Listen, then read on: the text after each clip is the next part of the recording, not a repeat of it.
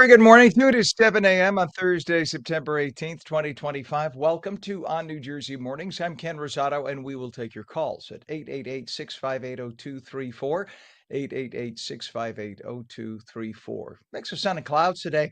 It'll feel like early summer again, not almost end of summer. Could be a passing shower, though. Highs in the low 80s. We head to meteorologist Mike Favetta with a first check of the Garden State forecast and some tropical action happening, but nothing for us, thankfully, right now. Nothing for us. No, we're still dry here, Ken. Can't seem to get any significant rainfall, nothing like the little piddles of drizzle we had yesterday across the state. However, there is some light rain now appearing down the shore that is exiting later on this afternoon. So I'll show you that live radar map.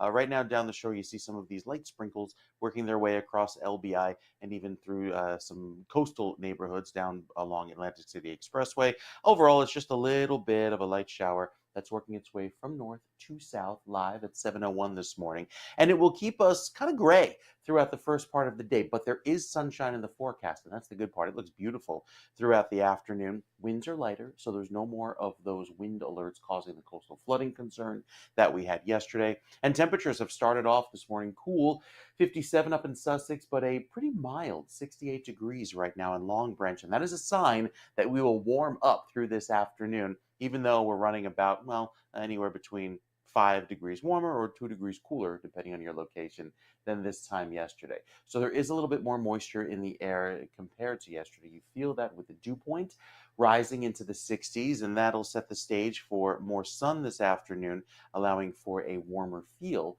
through the end of the day. You don't see many clouds right now on the infrared, but when that sun rises, we'll show you that picture. There'll be some more clouds in the sky for the first half of the day, and then the clouds begin to clear this afternoon with a northwesterly breeze clearing us out and making for a fantastic feel.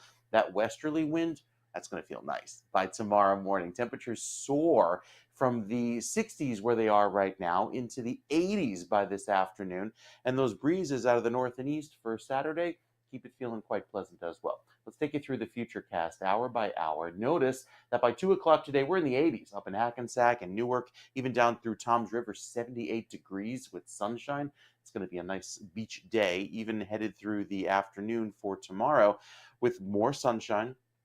A very pleasant feel. We start our day back in the 60s, warm up to 85 in Toms River. That's a summery feel, wrapping up the last weekend in summer officially with 86 in Camden, 83 in Medford, even up through Morristown and Newark. You're hitting the low 80s as well. So Friday looks beautiful. Tomorrow, great way to kick off the last weekend in summer. And then throughout Saturday, they have a little bit more of an easterly breeze, which will make it feel a touch cooler, like it's in the 70s along the shore, maybe mid 70s, a little further inland, but overall still dry. Most of those clouds will stay off down to our south of 195 and the Atlantic City Expressway. I think Sunday is where we see some of those clouds start to creep back in across northern New Jersey, maybe delivering some sprinkles way across southern New Jersey, but overall, it's still a dry weekend, so we're not worried about any significant rainfall for most of the state, that is, only if you find yourself in South Jersey on Sunday. Next few days featuring a warm weather feeling. 80s today, 80s tomorrow, 70s this weekend, looking very pleasant. We'll talk more about that tropical activity, Ken, as the next named storm for the Atlantic hurricane season was given yesterday, right after we were done with the show. We'll talk more about that coming up. We got to find a Hurricane Kenneth. Was there one? I don't remember one. I have to And look you it would up. think that that would have been the first name. They would have reused that 5 times, I would think, before they went to the Greek alphabet. I'm just saying, just for different reasons. All right, Mike. Thank you, sir. Appreciate you as always. It is 63 degrees northern New Jersey. In Trenton right now, it is, I'm sorry, 66 northern New Jersey, 63 in Trenton at 7:05. And in terms of traffic, we do have a lot going on in the area. Right now, let's take a look at the New Jersey Turnpike. This is the Eastern Spur by interchange 15E. And right now, what we're being told is just refreshed as I'm talking to you that there was a crash up ahead there. You could see that's the exit for 15E. There's a crash up ahead. It's on the shoulder, and that's causing the delays you see right there. That's by 15E, the New Jersey Turnpike.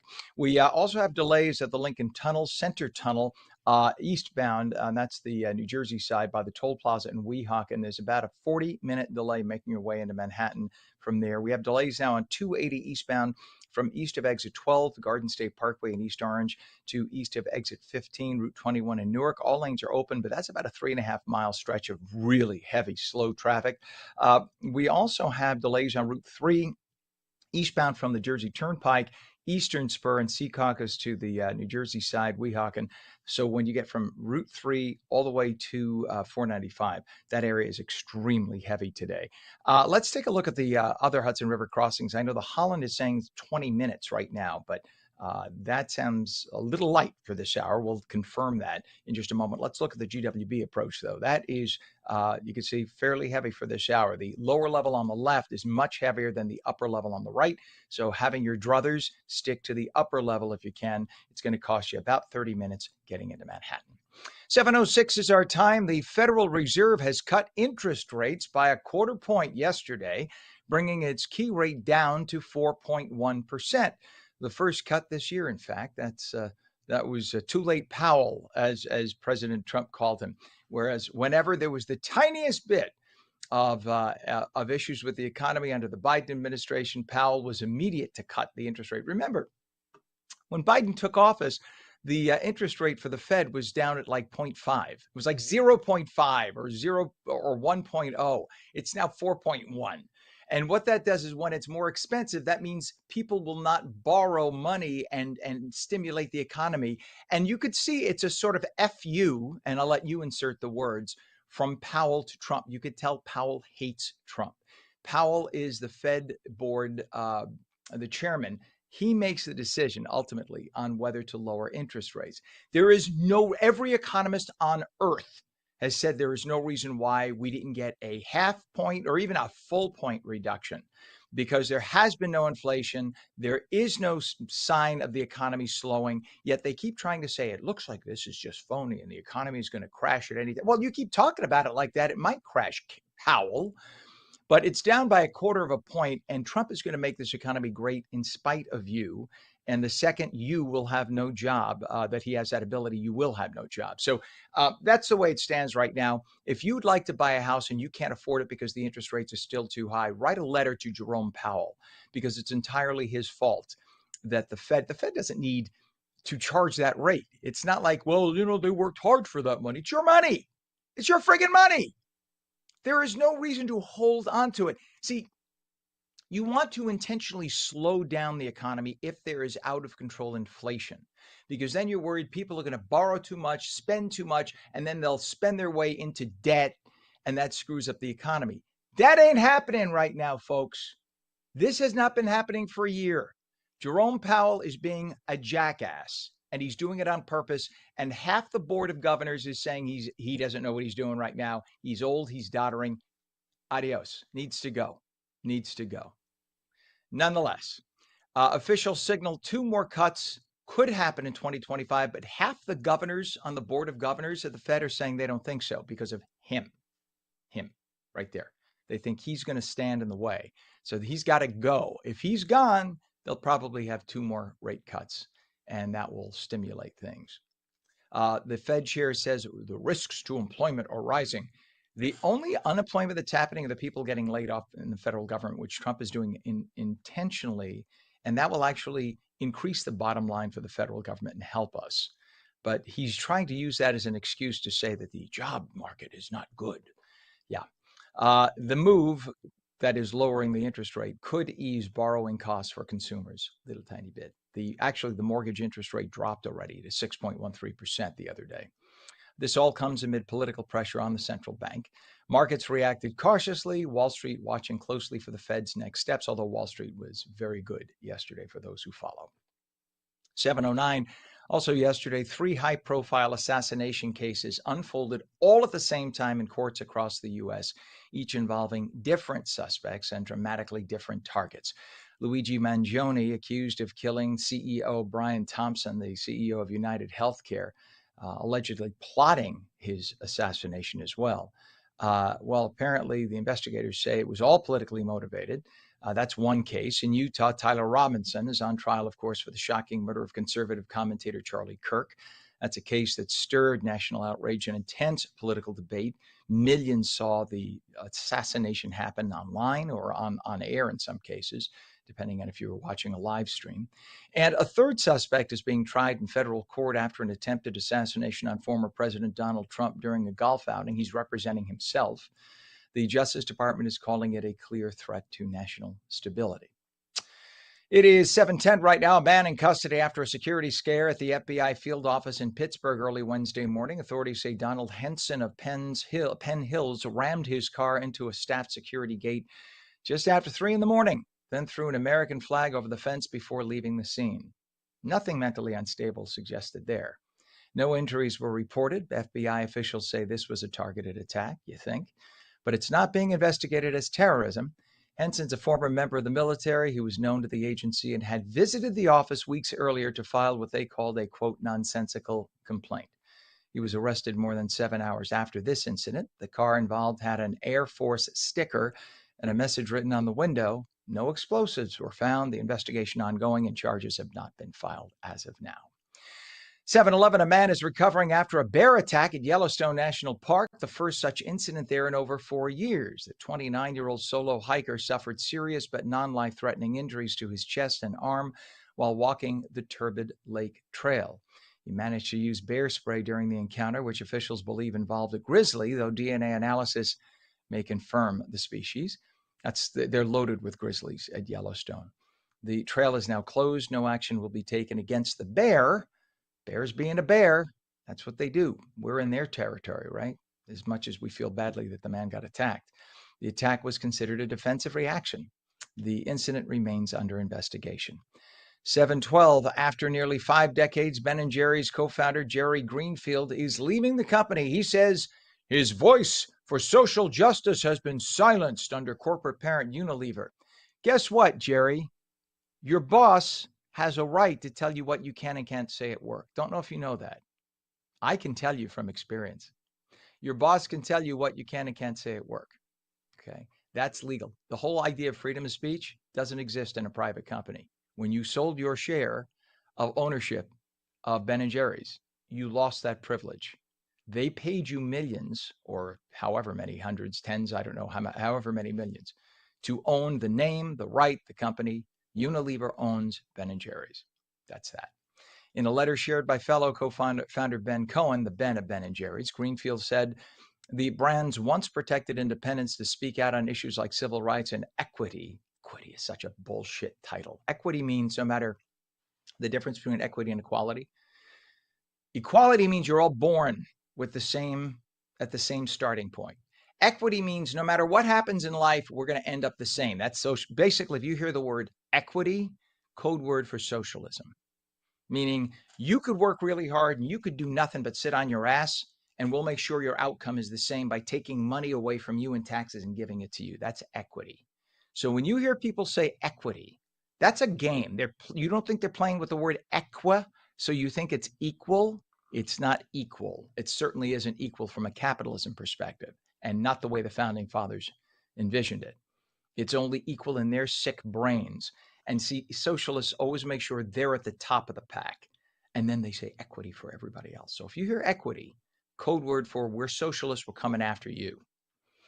Well, Jerry blamed Unilever for sidelining the company's activism. Just make the friggin' ice cream and shut the hell up. We really don't give a shit about your activism. For fear of upsetting those in power. Make your stupid chocolate ice cream and go away. Go retire in Vermont. He says the U.S. faces political threats to marginalized communities as he has $100 million in the bank. Why don't you give away your $100 million, Jerry? That'll help the marginalized communities. Why don't you do that? Oh, because that would mean you'd have to keep your mouth shut. Got it. Unilever plans to spin off the ice cream business anyway, including Ben & Jerry's, into a new company. But Greenfield says the founding mission no longer has a home there. So start a new ice cream company. The company's been in legal battles with Unilever over CEO removals and its right to take political stances. Liberals are just ridiculous. The Boys and Girls Clubs of America walked away from the Emmy Awards with more than applause. They're seeing a major donation boost. Very clever idea, by the way, after a headline-grabbing moment during a Sunday night show. You know how when these celebs get up there, they have to wax poetically for 20 minutes to think, and I want to thank my grandmother and my next-door neighbor. Well, in order to get them to shut the hell up and get off the stage, they said that they would donate $100,000 to the Boys and Girls Clubs, okay? And every second you talk over your limit, you're deducting $1,000 from the kids. But every second you're under the limit, you're giving another $1,000 to the kids. That way, it was a way of saying shut the hell up before saying shut the hell up. Well, the big mouth celebrities, in spite of all that, still ended up with a negative $60,000, which means they spoke a minute too much, which isn't too bad when you consider it.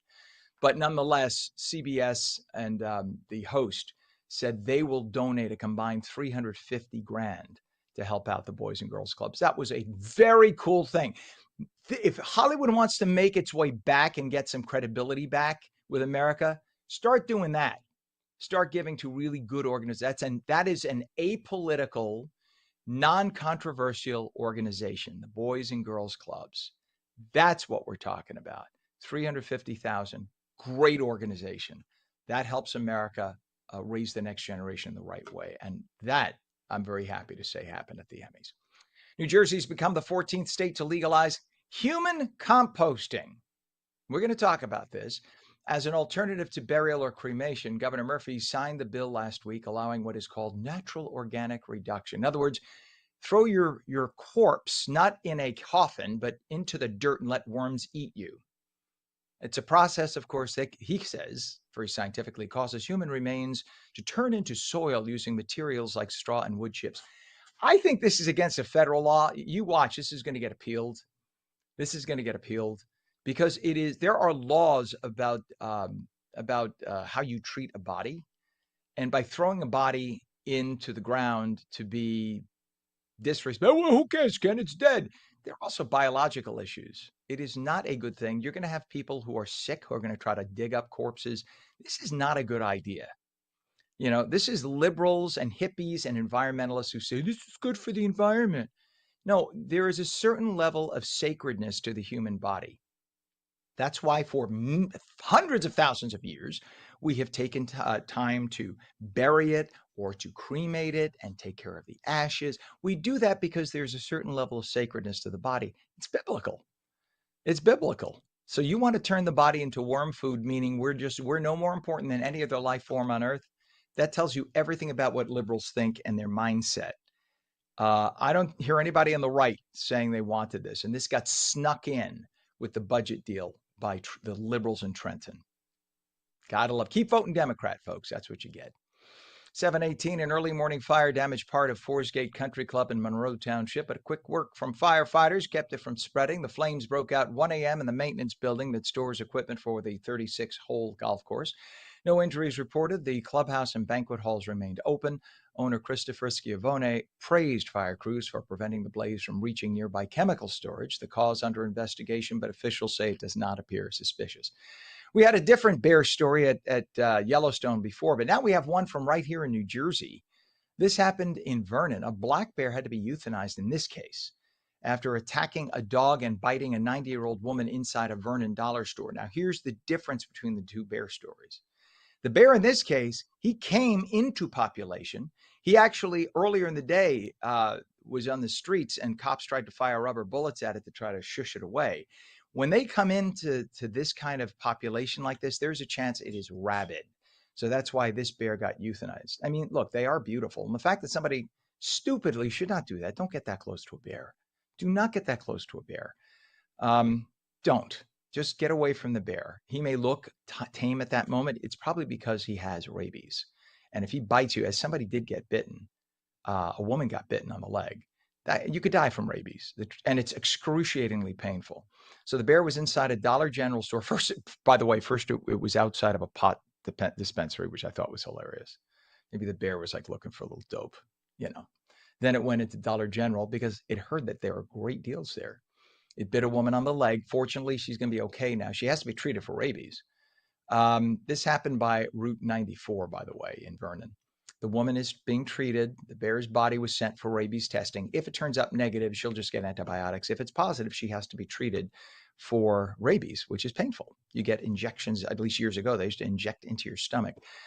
They want everyone to replace their trash cans with bear-resistant trash containers that they can't open. And finally, starting this fall 2026, Kane University will offer in-state tuition rates to all students, no matter where they are from. So whether you're out of state or in-state, undergrad or grad students, you pay the same lower tuition as New Jersey residents. This is nearly $8,700 less a year than the current out-of-state rate. Very nice of Kane to do that. The move follows Kane's recent decision to extend in-state rates to students from 6 nearby states. It comes as the university works toward a merger with New Jersey City University, which already offers equal tuition to all students. Kane officials say the change will help attract more students nationwide while advancing the school's role as New Jersey's urban research university. The merger, expected to be finalized in 2027, will rename NJCU as Kane Jersey City, while the main Kane campus in Union keeps its name. 7:21, and when we come back, a late night talk show host finds himself off the air. We'll tell you about Jimmy Kimmel's suspension. Mix of clouds and sun today, maybe a passing shower, highs low 80s. Meteorologist Mike Favetta returns in just a moment. You're watching ONNJ Mornings. Don't go away.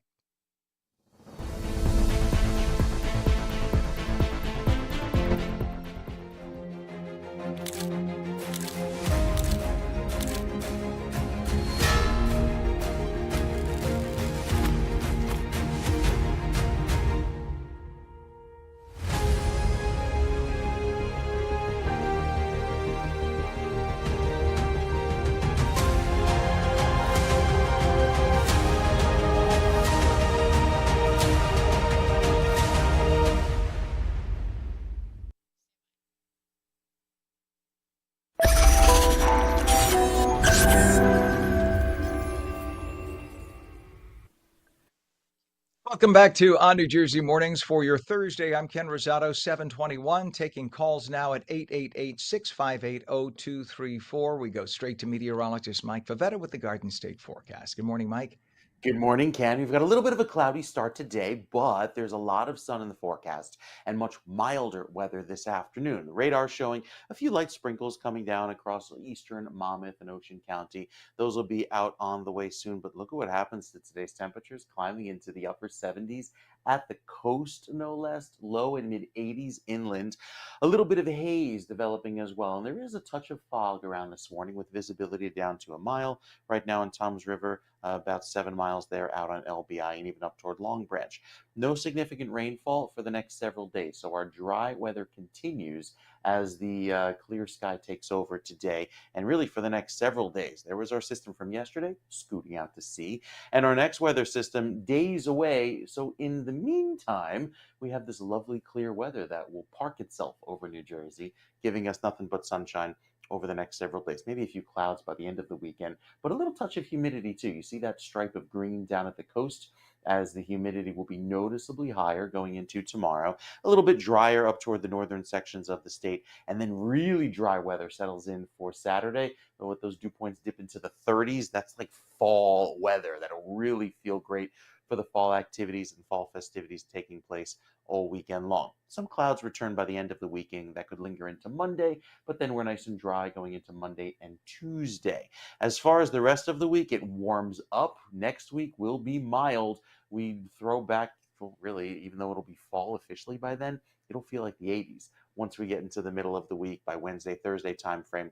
And then just in time for next weekend, I think some showers begin to work their way through into Friday and Saturday of next week, and they could linger maybe into Sunday as well. So as far as this weekend's forecast is concerned, warm tomorrow, a little bit cooler by Saturday with an easterly breeze, but still sunny and keeping it dry as well for Sunday with a 73-degree high.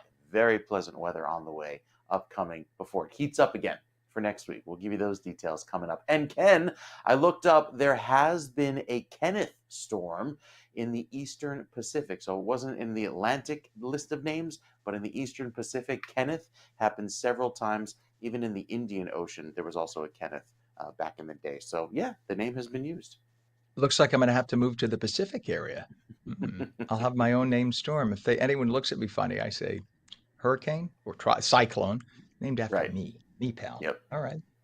Thank you very much, Mike. Appreciate you, sir. As always, it is 64 degrees northern New Jersey and in Trenton right now, 63 down in Vineland.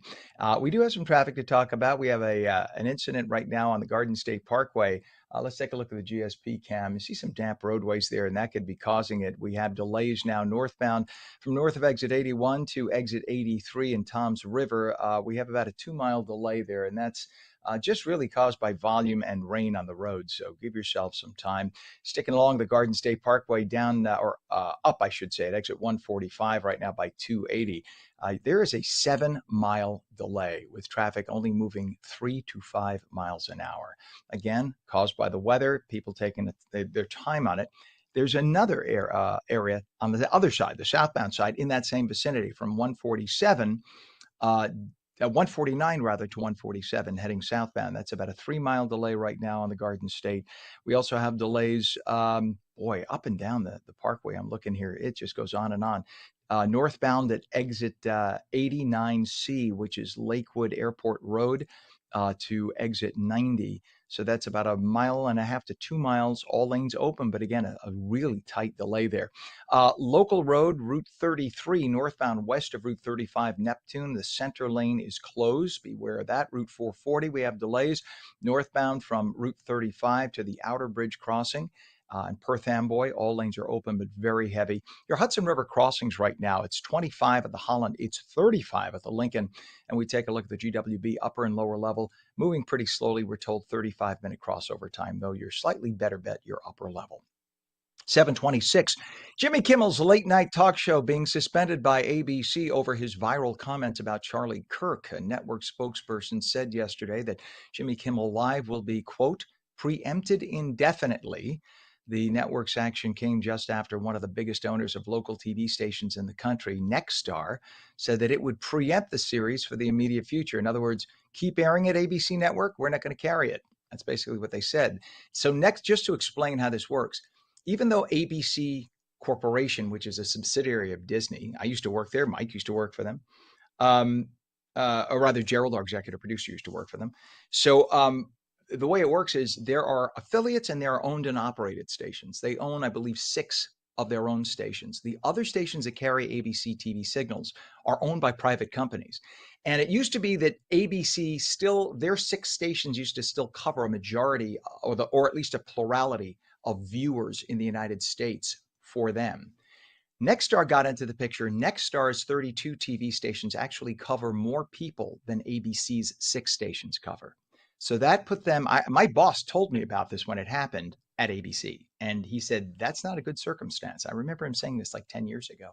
So now when the guys that own the majority or control the majority of the population in terms of what they see, and they run ABC and they say, hey, we're not running your show. What are you going to do? Literally, it's like a mafia thing. What are you going to do? So Nexstar said, we're not running them. You know, they're because Nexstar stations tend to be in smaller markets, although they own, I believe, Channel 11 in New York. But in most markets, Nexstar is in smaller markets. So 32 stations, they've said, we're pulling the show. Sinclair, which tends to work very closely with Nexstar, another broadcast company, they said, we're pulling it. So now you have like literally affiliates that cover 50 to 60% of the population of the country saying, ABC, we're not going to cover it. What's ABC going to do? So, there are contractual issues. We'll see what happens. Personally, I don't care where you stand politically. And I think what he did and said was reprehensible. I still don't like cancel culture. I don't care if it happens on the right. I don't care if it happens on the left. I don't care. I don't like anyone being silenced, right or left. I do think he should have said, I'm very sorry. And I do think he should have rethought his actions on his own terms. But I don't like cancel culture, and I want to be consistent about that. I've always said I'm libertarian, and I'm libertarian. I don't think anyone should be canceled, no matter what side you are on. What do you think? Give us a call. 888-658-0234. It's 729. An immigration judge in Louisiana has ordered pro-Palestinian activist Mahmoud Khalil deported to Syria or Algeria for failing to disclose certain information on his green card application. That will get your green card canceled 100% legally. I know people who've had this happen to them. A very good friend of mine. It was an accident. They discovered it. Out he went. He was Canadian. Khalil's lawyers intend to appeal the order, but express concern the appeals process will likely be unfavorable. Yeah, if you lie in your green card app, you're gone. The order from immigration judge Jamie Comins came despite a separate order in Khalil's federal case in New Jersey temporarily blocking the deportation. Khalil's March 8th arrest and subsequent detention in Louisiana was part of the Trump administration's aggressive crackdown on foreign-born pro-Palestinian academics who were studying or working in the U.S. Khalil was a former Columbia grad student who helped organize campus protests. He was arrested in Manhattan and put into deportation hearings. And 3 officers sadly were killed. 2 remain in critical condition, but they are stable now after a suspect opened fire while law enforcement tried to serve a warrant yesterday in rural central Pennsylvania. The shooting suspect fatally shot by police. This is the second farm community impacted by officer-involved gun violence in the state this year. Last month, a 61-year-old man in Susquehanna County shot 2 state troopers on a highway after officials say that he killed his neighbor. He, too, fatally shot by police. And the Fed cut interest rates by a quarter point Wednesday, bringing its key rate down to 4.1%. We told you about this already, but it's going to be interesting to see if they end up cutting rates any further later on in the year. Keep our fingers crossed if you're looking to buy a home. Finally, the President and First Lady, Melania Trump, kicked off 2 days of pomp and business with a state visit to the UK. In fact, they're getting ready to come home right now. Take a look at this. How'd you like to ride around in that luxury? They attended a banquet at Windsor Castle. If you haven't seen this, the table was like 100 yards long. Look at, we had the table a second ago. He's standing at it now. The table was like a football field in length. Can you imagine trying to ask somebody at the other side to pass the salt? Hey, Joe! Yeah, pepper. No, he brought salt. I need pepper. Prince William and Princess Kate, and then King Charles III and Queen Camilla greeted the Trumps earlier in the day. And this, by the way, is Trump's second state visit to the UK. There has never been a state dinner that any other U.S. president in history attended in the UK, and President Trump actually attended 2. He was saying he hopes it's the last one. Interesting to see. Maybe after last night it might be. 7:32 right now. It is 65 degrees. When we come back, September is Pediatric Cancer Awareness Month. We'll speak with a father who founded a beautiful organization to help find a cure specifically for a certain type of pediatric brain cancer. Our phone lines are open. We want to take your calls at 888-658-0234. Sun and clouds today, maybe a passing shower. It's been happening more in the southern part of New Jersey. Highs, low 80s. The full Garden State forecast in a moment. You're watching ONNJ Mornings. We'll be right back.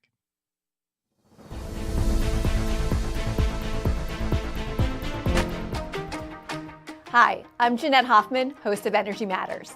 Join me every night at 6 p.m. where we're discussing energy affordability, challenges, and solutions with stakeholders and elected officials. Join me weekdays at 6 p.m. on Energy Matters on ONNJ.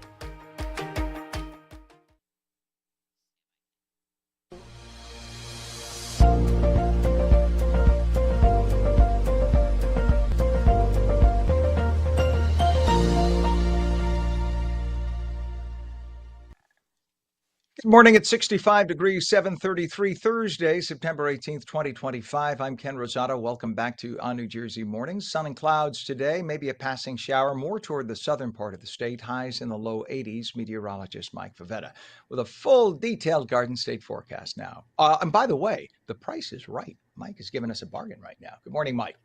Got a great bargain ahead. Yeah, that's right. Don't want to go over, especially with all of the abundance of sunshine that comes in later today, especially with the grand finale, the Showcase Showdown, bringing in that 7-day forecast and fantastic weather. So hang around for that. But our forecast will bring back the upper 70s today with temperatures that will feel very warm thanks to the higher levels of humidity, low 80s west of the Parkway, a little bit of morning fog leading to some hazy skies throughout the day. But that just gives way to more sun as the day wears on.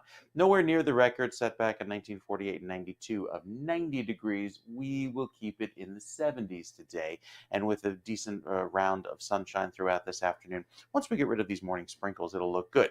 So Ken mentioned there's a new tropical system down in the Atlantic, and this is Tropical Storm Gabriele. And as it works its way west over the next several days, it's a very weak system. It's going to plod through the Atlantic, not really form into anything large, just a minimal Category 1 storm as it stays out to sea and swings right. It's completely missing Bermuda, even in the cone of uncertainty. And they call it the cone of uncertainty because as you head further toward the edge of this cone, there's a much less chance of it happening. So the storm center right here, there's about a 50% chance of it going there. But as you head to the edge, the statistics work out to be like a 2 to 5% chance of it steering west. So yeah, the storm track is really far east of any landmass, which is good news for those islands. Our forecast for the next few days featuring a nice warm up, a little bit of a westerly breeze, which keeps us milder and then dries us out by Saturday. So we get plenty of sun in the northern part of the state for Saturday, maybe some clouds developing, but rain free for the first half of the weekend. The only chance of seeing a little bit of wet weather would be later on by Sunday night down across southern New Jersey. We're talking south and west of the Atlantic City Expressway, and that's all due to the high that parks itself across the northeast and keeps us relatively dry through the first half of the week. And again, you see those little dots of green there down south of Philadelphia. The 7-day forecast has a lovely amount of sunshine for today, tomorrow, even in through Saturday and Sunday. Looking great. Again, maybe more clouds by the end of the weekend. But look what happens by Monday and Tuesday, warming right back up into the low 80s across northern New Jersey. Even the shore points looking warm. Tomorrow getting up to 82. That'll feel lovely as the sea breeze is held back thanks to that westerly breeze. But the sea breeze comes roaring right back in with that easterly breeze on Saturday and Sunday. So it will feel cooler, especially in the morning and early afternoon. Want to stay in the sunshine to keep warm. A little bit of a northeasterly breeze by Sunday and Monday, bringing some clouds back. But overall, a lovely feel, Ken, ahead as we take it into the first full week of fall, beginning 2 in the afternoon on Monday. Yikes. I will be at my therapist because just hearing the word fall makes me a little sad. So I'll need to have 2 hours. I'm going to do a double session. I already told him, book it up, lock the door. So we'll see. Maybe I'll do a third session. I'll do a marathon. Oh All right, boy. Mike, thank you very much, sir. We appreciate you as always. 65 degrees right now, northern New Jersey. It is 64 in Trenton and 63 in Vineland. It seems as you go further south, there's more rain to contend with, and so the temperature drops a little bit. And we do have some issues right now on right now 287. In fact, 287 has a bunch of issues all up and down. Right now we have this issue northbound north of the Turnpike by exit 3 to New Durham Road and Edison, and that's just causing us a lot of slowdowns. You can see that image right there. We have a crash on Route 33 northbound west of Route 35. That's down in Neptune Township. The center lane is closed. Whenever you have a center lane closed, that always causes worse issues than a shoulder because you can get around on a shoulder. It's hard with the center lane because you don't know which way to pass. So that's Route 33 down in Neptune. Be careful with that. We have problems now on the approach to the Holland Tunnel. So this is from the New Jersey Turnpike. There are now delays. Look at the left side of your screen. So that's down toward the mixing bowl as you make your way toward the exit for the Holland Tunnel. So we have delays from that point to the tunnel. Travel time 25 minutes from there. That's exit 14C. By Route 139 Tunnel East Circle, that'll take you to that point, and that's causing a delay. So about 25 minutes to make it from that point right there in the Turnpike into Manhattan. We also have problems on Route 21 northbound from south of exit 13 Ackerman Avenue Passaic to Crooks Avenue in Clifton. All lanes open, but things are extremely slow there. We have issues at the Lincoln now, 35-minute delays making your way across, and we'll take a look at the GWB approaches, upper and lower levels, 8095 approach here. Both slow, 40 to 45 minutes. The upper level on the right, slightly better, though, than the lower level on the left, which looks like it's at a standstill almost right now. 738. What was that, Pam? Oh, I see.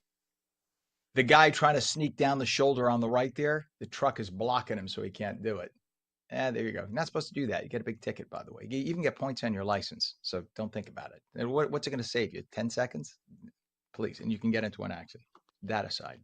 739, Steve Healy is co-founder of the Brooke Healy Foundation, created in honor of his daughter, Brooke, a joyful 5-year-old who lost her battle with a disease called DIPG. So DIPG is an aggressive and it's an incurable form of pediatric brain cancer. Since 2013, the foundation has raised over $2.5 million to support research and families. Now, September is Pediatric Cancer Awareness Month, and this month, the organization's mission is called Caring Till It's Cured. We welcome Steve. Good morning to you. How are you? Thanks for having me. I'm good. Thank you for coming on today. Tell us about your daughter, Brooke, and how her incredible journey inspired the launch of this foundation in her honor. So Brooke was your typical 4-year-old girl, very happy, playful, and one day, I apologize. I'm a school teacher, and that's the bell. No But Brooke worries. one day was her hand was shaking, and we took her to the pediatrician, who happened to be a Harvard graduate from Harvard Medical School graduate, and immediately sent us to have an MRI done. And they sat us down and basically said to us at that time, your daughter has about 8 months to live, and there's nothing we can do. So DIPG is an aggressive brainstem cancer. There's only about 300 kids in the United States who get it a year. And when we were met with the obstacle of what treatment options we have, and we were told none, they were said because there's no funding, because cancer's treated by the masses. In other words, all the money goes to where most of the cancers are. And since there's only 300 kids in the United States affected with DIPG, there was no funding. And one of the doctors told me at that time, it's up to you and families like you to create the funding for this disease. And that's what we set out to do. And it just, as you said that, I just thought to myself, not that anyone ever deserves to get cancer, but when you think about cancers that we get because of self-indulgence, smoking that leads to lung cancer, or even alcoholic consumption that could lead to lung cancer and esophageal cancer, it's sort of self-induced. A little kid did nothing to Right. deserve that. And yet so many people get lung cancer, so there's millions that go to lung cancer research, but nothing to go to research for a little child who did nothing to get this. So I'm so thrilled that DIPG is now getting some recognition. God bless you for letting people know about this. So when this diagnosis comes out today, there is a little difference, right? Because now we've extended the survival rate to 2 years. And it doesn't sound like a lot to a lot of people, but as a parent, because if you extend it 2 years, maybe by that point, we'll have another 2 years. We'll figure something out, right? So talk about the progress so far. Yeah, so that's very interesting. It's an 8 month diagnosis, basically, once you're diagnosed to when a child passes. And our organization teamed up with 80 different other organizations across the globe, actually. We have partner foundations in Australia, in Canada, in Japan, in the Netherlands, in the Czech Republic, and lots in the United States. And we all pool our money together to fund the necessary research for this. And we recently last week just gave a $1 million grant to one individual for his research efforts. And basically, we put DIPG on the map. We are the ones who are behind raising the funds to make the change, and we're making the difference. And like you said, the life expectancy has changed, and that's solely based on the funding that we provided. So our network of people across the globe are making an enormous difference. And, that's a great thing when you see the Brooke Ely Foundation centered in New Providence, New Jersey, small organization, but the impact we have is global. I think Brooke has a lot to do with that. I think Brooke is smiling down. I'm a very religious man, and I believe in things like that very much so. God bless her and God rest her soul. There is something called flash proton therapy. Talk about how that cuts treatment time. It used to be, what, a 25-day treatment cycle, and it's cut down to just 5. Tell us about the flash proton therapy. So I'm not a doctor or researcher, but I can give you some highlights. The flash proton therapy, there's a machine, a couple $1 million machine that does this flash therapy directly to the tumor. It helps protect the healthy tissue around the tumor, and it's more directed, it's faster, and that actually at our recent symposium in Banff, Canada, one of the doctors had won the Innovator of the Year for that flash proton therapy trial that he's working on. That's amazing. And Steve, talk about how, and again, I know you're not a doctor, but talk about how if we get advances in this kind of cancer, DIPG, and I want to say it again and again so people hear it and remember it. Experts think that beating DIPG could transform treatment of other cancers, right? Absolutely. So this is considered one of the biggest bully cancers, if you will, the hardest to treat. It's located at the top of the brainstem at the pons. If you try and cut into the pons, it's fatal. So if we can treat the biggest bully, cancer, it's going to lead to treatments for all the other, I'm going to say easier cancers. There's no easy cancer, but it's going to lead to developments in those. So our doctors and researchers in the field of DIPG, I'm sorry. It's okay. Our doctors and researchers in the field of DIPG feel that this is the home run cure for cancers. In other words, we cure one of the hardest ones, and everything else is going to trickle down from that. And that's pretty exciting. It sure is. Tell us a website for people to get involved and find out more, please. Sure. It's www.brookehealy.org. All right, Steve Healy, thank you so much. It's called the Brooke Healy Foundation, and DIPG is this aggressive brain cancer. Read about it, find out more, and let's find out about it so that we could forget about it someday, hopefully with a cure. Thank you so much, Steve. God bless you, and God bless you for what you do with your organization. All right, thank you. You bet. Thank you.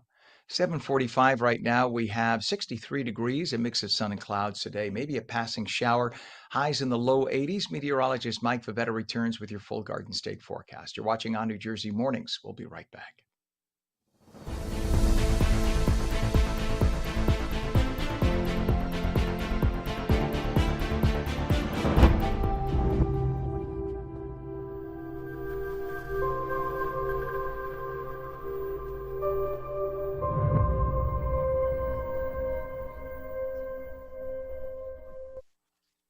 Welcome back to ONNJ Mornings. I'm Ken Rosato, 746, taking calls at 888-658-0234. 888-658-0234. Meteorologist Mike Favetta. Garden State forecast, kind of mixed today, right? We got some areas with a little passing shower, but getting nice later. It's going to be beautiful this afternoon. I think a big difference from what you see outside right now, with the sunshine that's in the forecast for the rest of the day, after these morning clouds depart, and the humidity that lingers from the little bit of rain we had yesterday, the temperatures warm nicely, well into the 80s. They're from Morristown, Newark, even back over by Hackettstown in Washington. So a wonderful finish to the day. Even though we didn't pick up as much rain as we could need, we're still running a bit dry, with the last 30 days giving us anywhere from a 2 to 4 inch rainfall deficit there in Trenton. Yeah, it's been really dry across northern New Jersey. Southern New Jersey picked up a good dose of rain yesterday, especially yesterday morning, with some downpours. So we're almost at average toward Cape May, but still the rest of the state seeing that deficit. We could use a good tropical system. We showed you Gabrielle, which is working its way right now to the west out into open waters. But coming off the Cape Verde Islands, there's another round of convection, which this yellow area highlighted shows a low chance of popping up as our next named storm. And we're just past the peak, which was September 10th. Of our named peak of Atlantic hurricane season and the named storms. Now, the forecast here for New Jersey has warmer than average weather through the first few days of October. So we're not done with the heat yet. Most of the heat is concentrated in the center of the U.S., but even still, with equal chances of wet weather going forward, we're pretty dry throughout the next several days with pretty unremarkable weather going forward in terms of rainfall, but it does warm up by next week. First few days of fall, with fall beginning on Monday afternoon at 2 o'clock. Notice how we climb back into the 70s and 80s. It'll feel lovely. Even down the shore throughout the weekend into next week, high temperatures well up into the 70s to kick off the first few days of fall with some summer-like weather. Who would have thought? We'll talk more about that and give you more details coming up, Ken, with our next weather update. Can we possibly kick off the first 6 or 7 weeks of fall with summer-like weather? If we could do that. Now I think we Pam could. is There's going to be a lot of Pam is protesters. screaming. Yeah, Pam, our director, is literally deafening me, right? I'm just in to take that out, so I can't hear. Oh, can't hear anything, Pam. Sorry. Ooh, my IFB is not working. All right. Thank you so much, Mike. We will check back with you, sir. It is now 7:49. We have 65 degrees in northern New Jersey, and it is 64 in Trenton, 64 also in Vineland. We do have traffic to talk about, though. Let's take a look at where things stand on 495 going toward, yeah, look at that. This is 495 going toward the Lincoln Tunnel, and you have an absolute mess. Look at the craziness of the traffic. Everybody just kind of drives in their own direction. It looks like there aren't even painted lines there. That's the rush as you get toward Manhattan. That's just the craziness of it. But apparently, we do have a left lane blocked just beyond that camera shot, so that's causing some problems, and you're going to see that get worse in the next 15 minutes. We also have a disabled tractor trailer on North Avenue westbound by Kapowski Road in Elizabeth. That's on the approach to the airport. So that's something you have to be aware of. The left lane is blocked. That's causing a lot of traffic in Elizabeth right now. Route 33 has a crash northbound west of Route 35, Neptune Township. The center lane is blocked. And we have a lot of issues on all three of our approaches. Now, we mentioned that issue for the Lincoln Tunnel. Holland Tunnel is very heavy from the New Jersey Turnpike all the way through. That's exit 14C, making your way through to the Holland Tunnel itself. It's 25 minutes across into New York from that.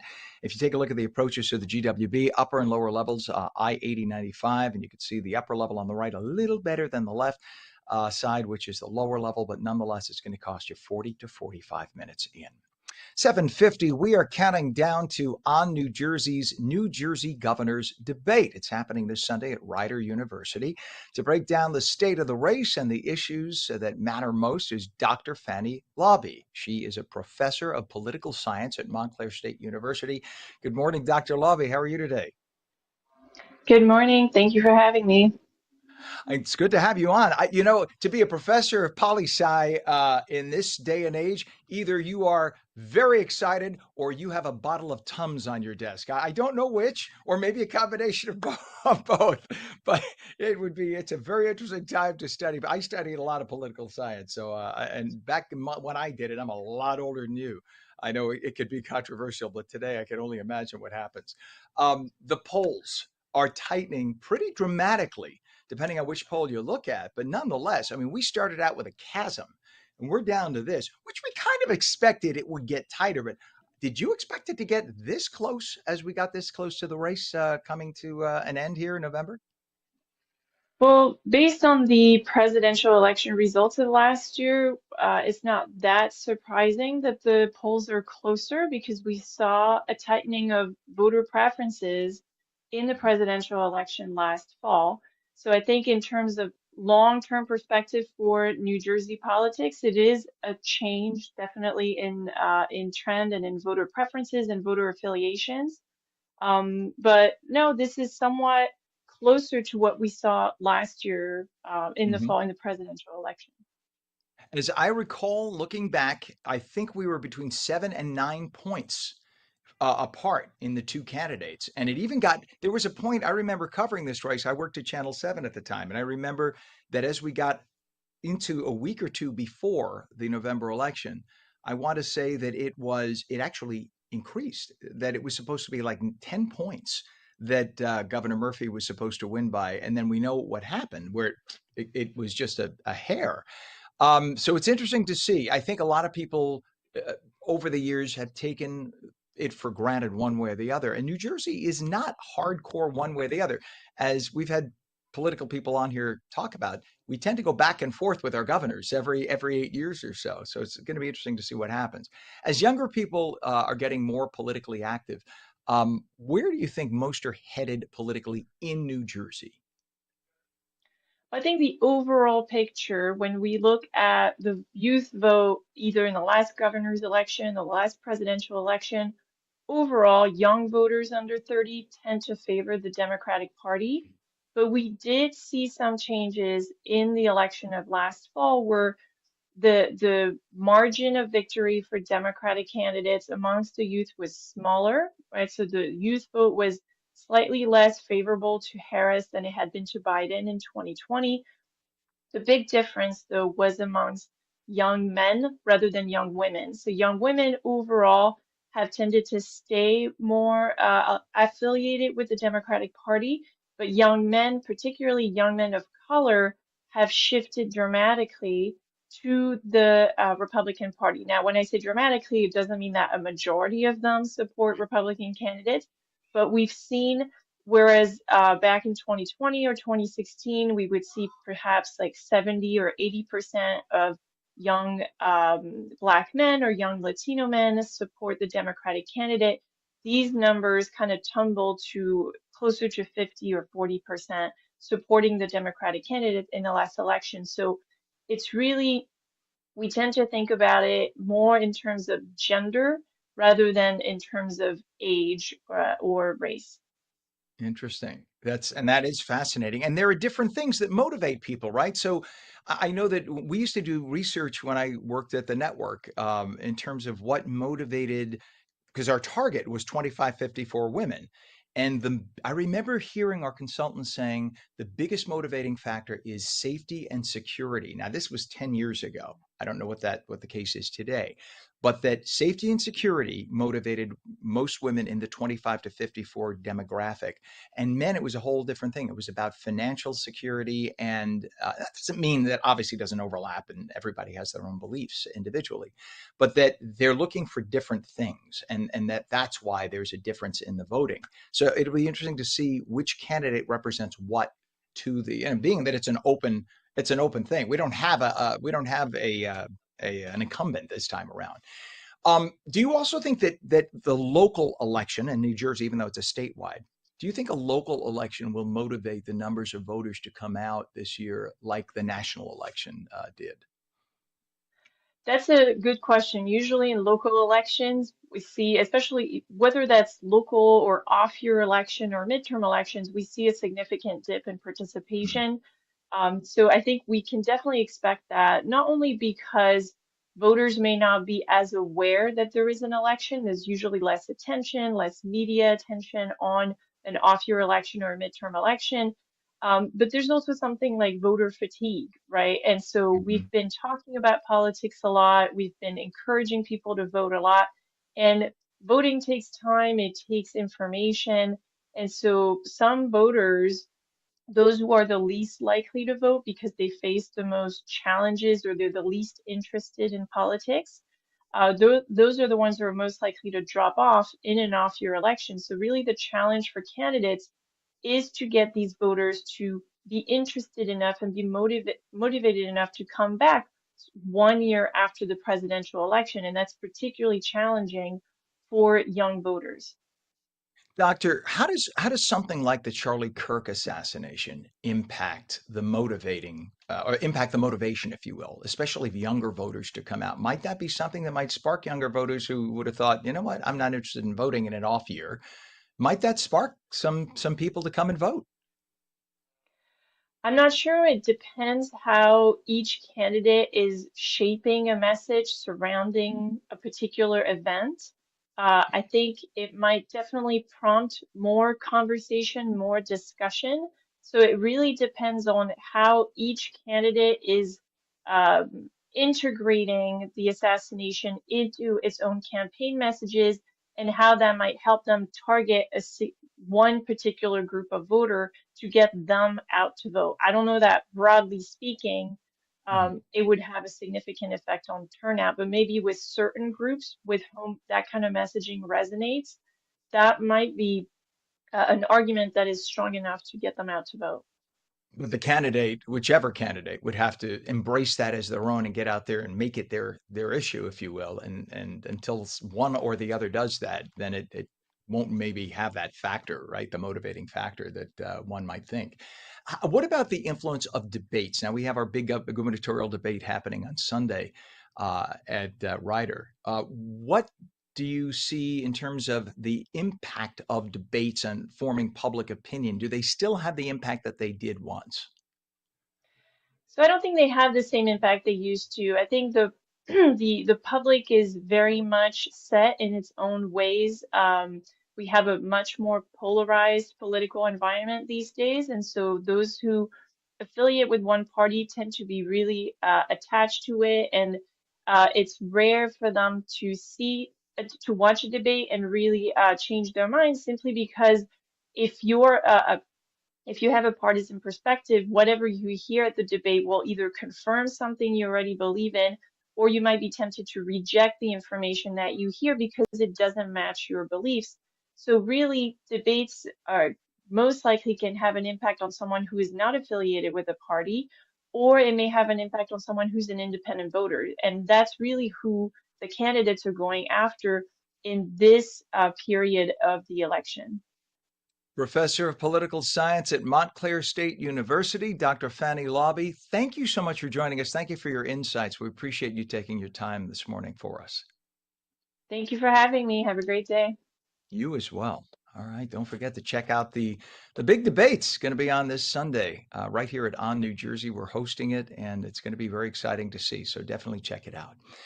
It is now 66 degrees, 7:59. When we come back, we'll take your calls at 888-658-0234. You're watching On New Jersey Mornings. Meteorologist Mike Favetta with the forecast in just a moment. Don't go away.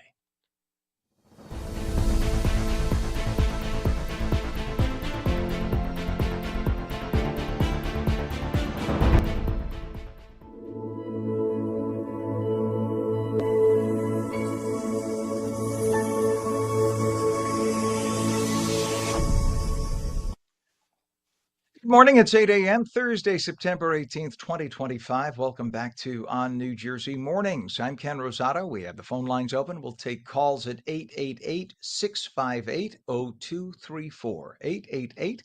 888-658-0234. We are live.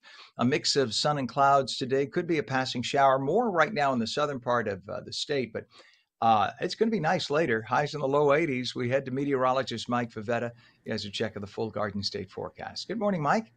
Good morning, Ken. You can thank a wind shift for that. It'll look beautiful throughout this afternoon. Very pleasant weather on the way, and with it, temperatures that start off mild this morning in the upper 60s, 68 from Newark and Long Branch, even down through Atlantic City. Cooler up in the hills of northern New Jersey, there by Sussex, 57 right now. And we're running about 4 or 5 degrees warmer than where we were yesterday. As far as the dew points or the temperature where the air is saturated, it is a bit more humid, thanks to that milder breeze coming in from the west today. And that will help clear out some of those lingering clouds and showers, which are on their way out. But with the wind turning to a westerly direction this afternoon, that'll bring in some warm air, warm us up into the upper 80s today, and keep that mild air around for tomorrow, making it feel like a summer day. It'll be beautiful. Lots of clear weather ahead for your Friday as well. By the time we get to Saturday, a northeasterly breeze takes over. That'll keep the coastal locations a touch cooler. Gusts you see there by 8 a.m. up to about 30 miles per hour on LBI, making for a breezy day and a slightly cooler feel with that wind coming off of a 73-degree ocean. So it'll be much cooler at the coast, warmer inland throughout the day today. We see those clouds clear out, warming quickly. By 2 o'clock, we're at 83 degrees in Newark, 80 back in Flemington, and 78 in Morristown. Down the shore, lovely there for you as well. Tomorrow, a day full of sunshine, starting off clear, finishing off on a dry note, and even with the mild weather around, look at that, 85, 86 in Toms River, really summery day ahead as we wrap up the last few days of summer here in New Jersey. I think Saturday will start to feel like fall because we start off early in the morning Saturday in the 40s up in Sussex County, only climbing up into the 60s with that very dry weather taking over. So the fall feel, yeah, that'll be in the air this weekend, bringing back a nice dry period as well. There could be some clouds by the end of the weekend, maybe a sprinkle south of Atlantic City, but beyond that, we're dry for the majority of the state, keeping temperatures warm through tomorrow and then cooling off a touch, but still 70s on Saturday and Sunday with the dry weather. Looks very pleasant. We've got new updates on Tropical Storm Gabrielle as well as our drought situation. Those graphics just updated. New information out this morning. We'll share it with you coming up in our next weather update, Ken. All right. Thank you very much, Mike. 8:03 is our time right now. 64 degrees both in northern New Jersey and in Trenton. 63 degrees down south in Vineland. We do have some issues on the roadways right now to tell you about. We have a crash on Route 33 northbound west of Route 35 in Neptune Township. All lanes are closed. That's been a mess for the last hour. We take a look now at the, let's see, which one are we bringing up now, Pam? All right. So this is Gotcha. Thank you. This is 495 by Columbia Avenue. So there's an issue now in 495 eastbound by from 1 and 9 in North Bergen. That's Columbia Ave is off to the left of your screen there. But there's an issue now going from there all the way to the Lincoln Tunnel. We have a left lane block that's causing delays. And then once you get to the Lincoln, it's very, very heavy. So it's going to cost you about 35 minutes to get in via the Lincoln Tunnel. It's about 25 to 30 at the Holland. And your upper and lower level approaches right now to the GWB have been a mess all morning long. Let's take a look if we can. You can see either pick your poison. Upper level is on the right, lower level is on the left. And we're told it's 45 minutes no matter which way you go. New Jersey to New York commute in the morning. It is 8:04. Steve McCarthy is an Emmy Award-winning documentary filmmaker and journalism professor at Montclair State University. He's also a new granddad. So Steve works remotely a day a week to care for his infant grandson, Ollie. And that helps out his daughter and creates an awesome bond between grandpa and grandson and allows for some great storytelling as well. We welcome Steve. Good morning to you. Good morning. Now, this is crazy. We had another Montclair State professor. Before that, we had another guy named Steve. This is an interesting little morning. Uh, I don't think that's ever happened on this show. You've had an amazing career as a journalist, rather, and a filmmaker. So, what inspired you to take on sort of the new role to be a part-time babysitter for Ollie while you're still working?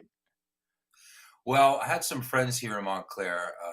My partner, John Alter, was a journalist and filmmaker, and they had a daughter who had a baby in Brooklyn. Actually, I had two, and they go there twice a week to help with childcare. So I thought, well, I can arrange my schedule and try to do the same thing.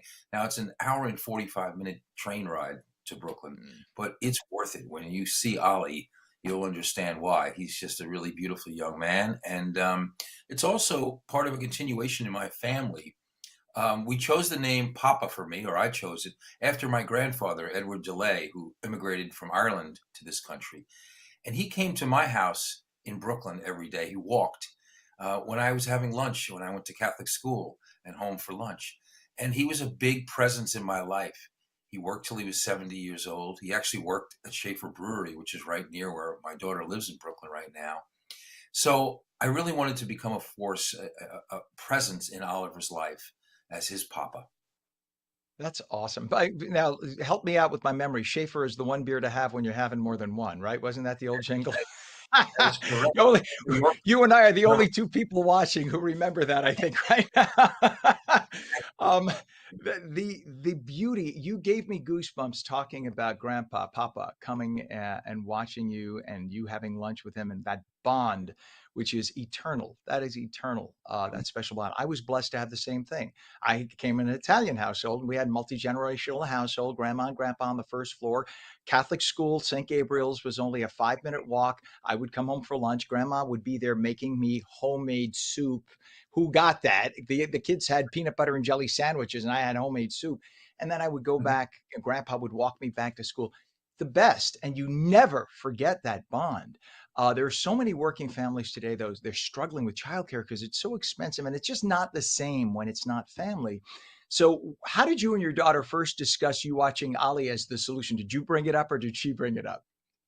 I brought it up, yeah, because she didn't know she's a new mother, so a lot of things were new for her. She works for a very good company, which gave her a significant time off to become a young mother. But as it was coming to a close, as she had to start working again, start remote, they were going to need some help.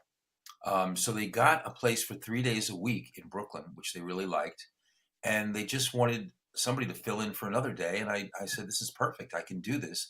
Luckily, with this modern technology we have, I'm able to do story conferences with my students, with my colleagues via Zoom or telephone from Brooklyn. I can work while he's napping. And young men like Ali nap a lot, so I get to do my work and to spend time with him, and it's been really outstanding. A quick story: we were just out at my brother-in-law's house this weekend, and he's 9 months old, so he's beginning to talk, but not really talk, just make sounds. I came onto the beach, and he looked up and he said, "Pop!" So that was amazing for that to happen. I think he was trying to say Papa, and I'm going to go with that. Well, there it is. Yeah, that's where we were on the beach there, and that's me feeding him, which is a part of our bonding. It's just a really and they have a little place out on the deck in Brooklyn that I take him outside, and he's just a joy. He's really a good fella. He's well behaved. He sleeps well. I'm just having a blast. I really am. Yeah, I think you're having more fun than anyone, and I can understand why. My parents have said, and I don't have children, but my brother does, and my parents have said so many times, there is nothing like the bond between a grandparent and a grandchild. there's something special because you have all the joy and the fun without many of the responsibilities. So you get to really have the best of it, and you get, after all the years of struggling to raise a child, you get to really have a good time. What you're doing with Ali will form a concrete bond, that'll last forever, and you're going to help shape him into a special young man that he would have never gotten with somebody just babysitting. So your typical Tuesday with Ali, what time do you arrive, and how does the day start?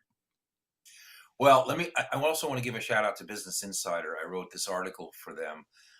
One of my students from Montclair State is now working there and was looking for freelance articles. So Business Insider really helped in publishing this out.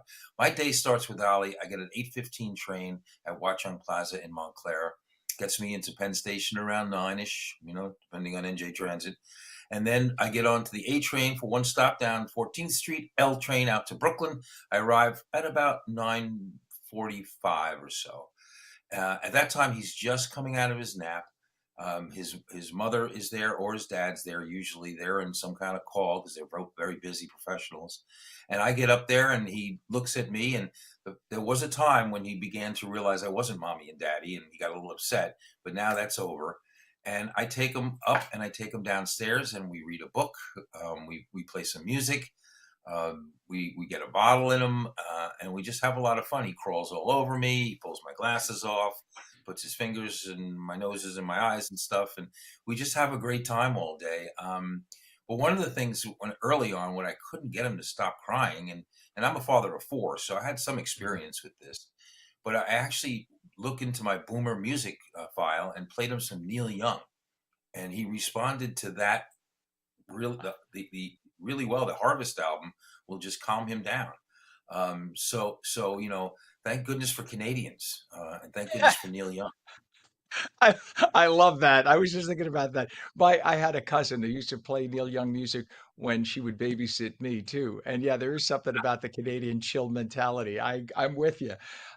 Do you see in your relationship with Ali, or do you reenact in your mind the relationship you had with your papa?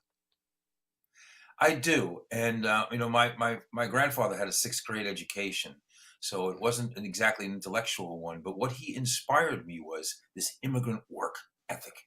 He really he worked till he was 70. He unloaded kegs of beer on a truck. Hard work. I would also, when I started to become a teenager, he would hire me to paint his house, and he would sit there in his chair with a cigar, watching me paint. And you missed a spot there. He had a brogue so thick he could cut it with a knife, and to the day he died. And I just really love the guy, and he was a tough guy too. Though he wasn't a pushover at all. Mhm. There's some Gaelic cursing that went on occasionally. I have a few Gaelic curses in my arsenal now, but I really loved him. And my grandmother too was a saint, a sainted woman too. She was spectacular. So I feel fortunate that I had them in my life. And I want to make sure that my grandchildren have me and my wife in their life too. Well, you are beautifully passing on that love and tradition to them. And I would say that your students are very fortunate to have you. I wish my J school professors were like you. You still actively teach and create documentaries. And what have your colleagues said about what's going on? Are some of them a little jealous? They wish they had that circumstance, because it sounds like you literally are living in paradise by being with Ollie. It is, it is. And the other part of my paradise is my students. Some of them are working with you right now. They're all over the New York metropolitan area and beyond. And I specialize in travel journalism. For the last 35, 40 years, I've traveled around the world. I've interviewed Muammar Gaddafi and I've interviewed Mick Jagger, not together, but I've interviewed many people and been in 56 countries and 50 states, and now I'm passing this on to those students. I just took a group to San Francisco this spring. Last year we went to Arizona. We actually won some major journalism award very recently, Edward R. Murrow Award for that Arizona report, and a student Emmy, which they got to go out to Los Angeles to. So, mentoring young people is something that comes very naturally and is very dear to me.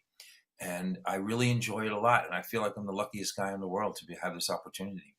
Well, I can tell you that your good experience and great ability to confer that experience definitely pays off for us at On New Jersey, because the people that you sent over to us are amazing. So just wonderful. Thank you for that. What Thank you. advice do you have it's the truth. What advice do you have for people in similar circumstances who aren't sure how to broach the conversation, broach the issue, I should say, with their employers about sort of a hybrid circumstance? Well, Montclair State has a policy about working one remote day, which is wonderful. And I think in this age of this instant communication and these Zoom calls and everything, it's a very reasonable policy and a good one for morale and for relationships outside of school too. Um, it's a good place to work. We're doing good work up there, and I think that what employers should notice about this is that employees are going to be more productive actually if they have a little bit of freedom to do this. I honestly believe that. I work all around the clock sometimes when we go on these trips 24/7, 7 days a week. And I don't mind it because I know that I can balance my work with important things like watching Oliver. So I'm I'm lucky. with you. I'm with you. It's a great I'm sitting in a basement of my home right now. That's where I'm doing the There you go. show. I mean, There when you I was at Channel 7, it was an hour schlep back and forth, and you don't have that drudgery to look forward to now. You're right. It really makes all the difference in the world. Well, I know that Ali is very blessed to have a papa in his life, and I'm sure he'll grow up to be a fine young man. And we're very blessed to have your students, like I said, here at On New Jersey. Documentary filmmaker, journalism professor Steve McCarthy, grandpa to Ali, Papa, Montclair State University. Also lucky to have you. Thank you so much for being here and sharing this awesome story. We appreciate you so much. Thank you, Ken. I really appreciate it. Have a great day. Please come back again. You too. It's great to talk to him. What a great story. Isn't that nice? We've had some just super stories today from great people. So it's one of those nice days. And that's why I'm not grunty and all complainy today. It's a nice thing.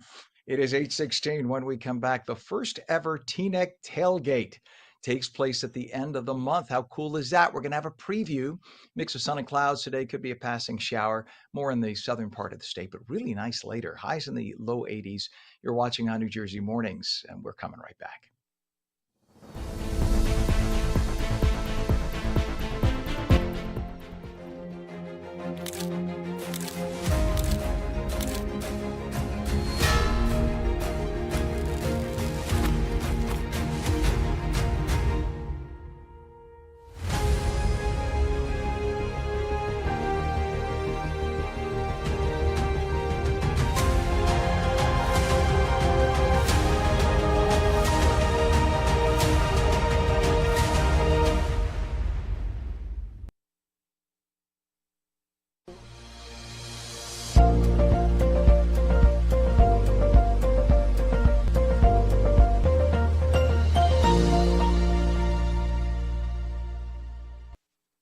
Welcome back to On New Jersey Mornings. I'm Ken Rosato. It's 8:17, taking your calls at 888-658-0234. A mix of clouds and sun today, maybe a passing shower, certainly in the southern part of the state.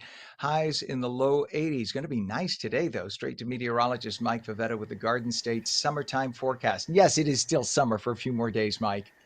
It is still summer, and it's going to feel like it this afternoon, tomorrow especially.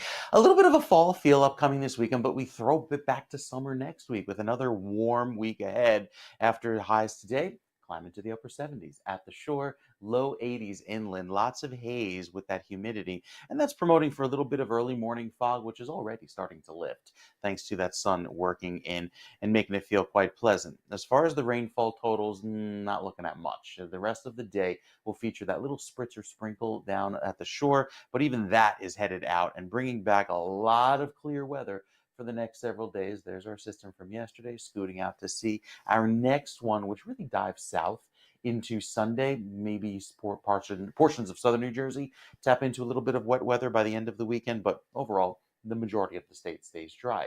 With that little bit of humidity down the shore, it'll feel like summer today and tomorrow. But then you notice for Friday, night into Saturday morning. These temperatures here, these dew points where the air is saturated, really start to nosedive into the 30s, making it extremely dry. That's like fall levels of dry. That'll bring back a nice, wonderfully dry fall feel through the weekend. So just in time for the fall activities, the pumpkin picking, the hay rides, all that good stuff. Great weather and appropriately seasonable weather for this weekend. Now, by Monday and Tuesday of next week, when fall officially arrives, we've got a very warm week ahead with temperatures back up in the 80s, passing clouds throughout the middle of the week, but I think we stay dry. It's the end of next week that could feature another round of wet weather as we get going into next weekend. But as far as this weekend, we see a little bit of a cool down in the low 70s. It's like California weather. We get the nice dry air, the low 70s, the abundance of sun. It'll look very pleasant and feel very nice as the water temperatures are still holding in the 70s. So that locals summer down at the shore, Ken, I think this will be the last fantastic weekend to enjoy, because next weekend looks a little bit cooler, looks a little bit wetter. It'll start to feel more like fall. So get out and enjoy while you can before the weather takes a turn. So there you go. So it's sort of like a threat. Now, you notice Mike's making a little tacit threat there. Go and enjoy it, or else. I like that. You'll never have a good day again. You know what I'm talking about? Hey, go and have a good time. Go, get out of here. All right, Mike, maybe I should just stop right there. We'll check back with you. Thank you, pal. It is 66 degrees, northern New Jersey, 64 in Trenton, 65 down in Vineland. And we have some issues for you right now. There is a problem on, see, which one are we taking first, Pam? This is going to be 495. This is 495. Take a look at this. This is from, we have an issue from 1 and 9 in North Bergen with a left lane blocked going all the way to the Lincoln Tunnel. So this is 495. Look at the mess that this is right now. Just an absolute mess. And we're told it's about a 40-minute delay from that point to make it all the way to the Lincoln Tunnel and into Manhattan. We also have a crash reported down the Garden State Parkway northbound, just north of the Colonia service area, Woodbridge. All lanes are open. I was going to have you bring up the Campan, but don't worry about it because it looks like they're moving. It's just it's heavy but moving. We also have an issue to tell you about. We tell you about this from time to time. At certain travel times, airport parking lots tend to fill up, and you'd say, but this is not a travel time. Well, apparently it is, because they're telling us over at JFK, the lots are all pretty full. The biggest one, lot 4, the Terminal 4 parking lot, it's known as the Blue Lot. That is 98% occupied. We tell you that because if you're going to drive from New Jersey all the way to JFK, you got to make sure you have someplace to park. So go online, make a reservation at one of the satellite parking facilities, or else you won't be able to park your car once you get there. Very important. We have a crash on Route 33 northbound west of Route 35, Neptune Township. All lanes are closed. Delays going into the Holland Tunnel now, the South Tunnel eastbound. All lanes are now open, but they're telling us it's 25 to 30 minutes from the Turnpike exit 14C. It's about 20 to 25 minutes making your way from 139 at Tunnelly Circle. GWB upper and lower levels. Now we have a big issue on the lower level. So take a look at the lower level approach on your left. There are 2 lanes closed once you get to the bridge on the lower level. Your upper level, it'll save you about 5 to 10 minutes. So make sure you go to the upper level. Right now it's 45 to 50 on the lower level. It's going to be about 35 minutes on the upper level. So on the 8095 approach, GWB, make sure you take the upper level right now. It doesn't look like it's going to save you a lot right now, but according to this, it will by the time they clear that accident. Oy, what a mess. All right, 8:22. That's our time. Sunday, September 28th. That's the last Sunday of the month. It'll be a big day in Teaneck. The first ever Teaneck tailgate will turn Cedar Lane into the ultimate game day block party. Proceeds benefit the Teaneck PTSO and local public schools. T.H. Irwin is one of the event producers and co-founder of T.H. Experiences and joins us this morning. Good morning, T.H. Good morning, Ken. So nice to see you. Nice to see you. Thank you for coming on the show today. How did you come up with the concept of the Teaneck tailgate? So I was on not that long ago telling you guys about the Englewood Night Market, and the city of Teaneck wanted one. And you just have to kind of go with the flow and see what the community's like to really create an impactful and amazing experience there, something new and fresh. So I knew I wanted daytime. I knew it had to be on a Sunday, and it's fall. I know not yet, but it's coming in 3 days, right? By the time this event comes. So why not create a tailgate And you guys are talking about all the traffic everywhere. I mean, a tailgate at MetLife is great once you get there, but getting there and getting home is, a commitment. So we've created one in Teaneck. It's in your backyard, easily accessible, TVs, outdoor bar, all the tailgate games, tons of kids, tons. It's really for everybody. But I thought a tailgate would be a great fun thing to do on a Sunday when you're looking for something to do in your backyard, basically. Absolutely. I'm coming up with all the alliteration for different towns right now. So like the Belleville Brouhaha, and you could actually have non-alcoholic beers because you don't want people driving away with beer. How about, let's see, the Montville Mad Fest. How about that? So I'll Right. work with I you. mean, If it's you get all other doable. Yes, if it's you get all other doable. towns, listen, give me a Yes. call. I'll be more than happy to help out. So Great. now Come on this is over. I'm happy to. This is going to be a food fest and a fundraiser. I love that you do this. You always tie in community and make it something that'll benefit the town. And more importantly, I think, bring out the town. I think that's the whole point to these festivals, right? You want people who would otherwise just go to work and come home, go to work and come home. Come out and meet your neighbors, enjoy your Yep. community, which is what used to be back in the day, but we just don't do that anymore. So talk about the food fest, the fundraiser, and how it supports local schools. So the intention behind TH experiences is exactly what you just said, to take you out of your everyday. Let's get back together again. There's magic there when we meet in person. I mean, this is great and makes us more accessible to one another, but there's nothing like being in a room with somebody and feeling their energy.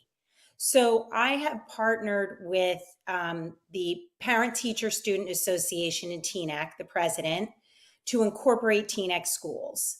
Originally, the concept was to really focus on the Jets and Giants and who's playing that day, but we have local teams who are working really hard and playing awesome games and lots of spirit. So I really wanted this to be a space for a Teaneck pep rally almost.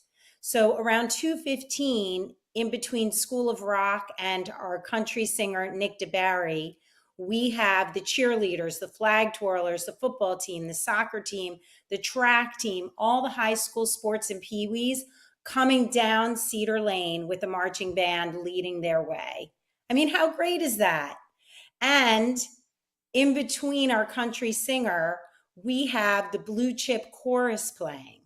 They are celebrating their 80th anniversary. They are Barbershop Harmony Society Quartet. I Love mean, it. Yeah, people that's don't even fun. know what that is. Right. So we're showcasing and highlighting all of it. You know what I hope to? Teaneck's a great town. Teaneck is also a very, very diverse town. And it's Yes. become so diverse in the last 20, 25 years. So you have everything from you had Irish and Italian years ago. You have a black community that's there. You have an Orthodox Jewish community that's there. Yeah. And then you even have an Islamic community that I know is in parts of Teaneck. It's about as United Nations as it gets. It Yeah. would be beautiful to see everybody coming out and having a good time and actually going across and saying, "Oh, you're like people who live over there." Well, it's nice to meet you.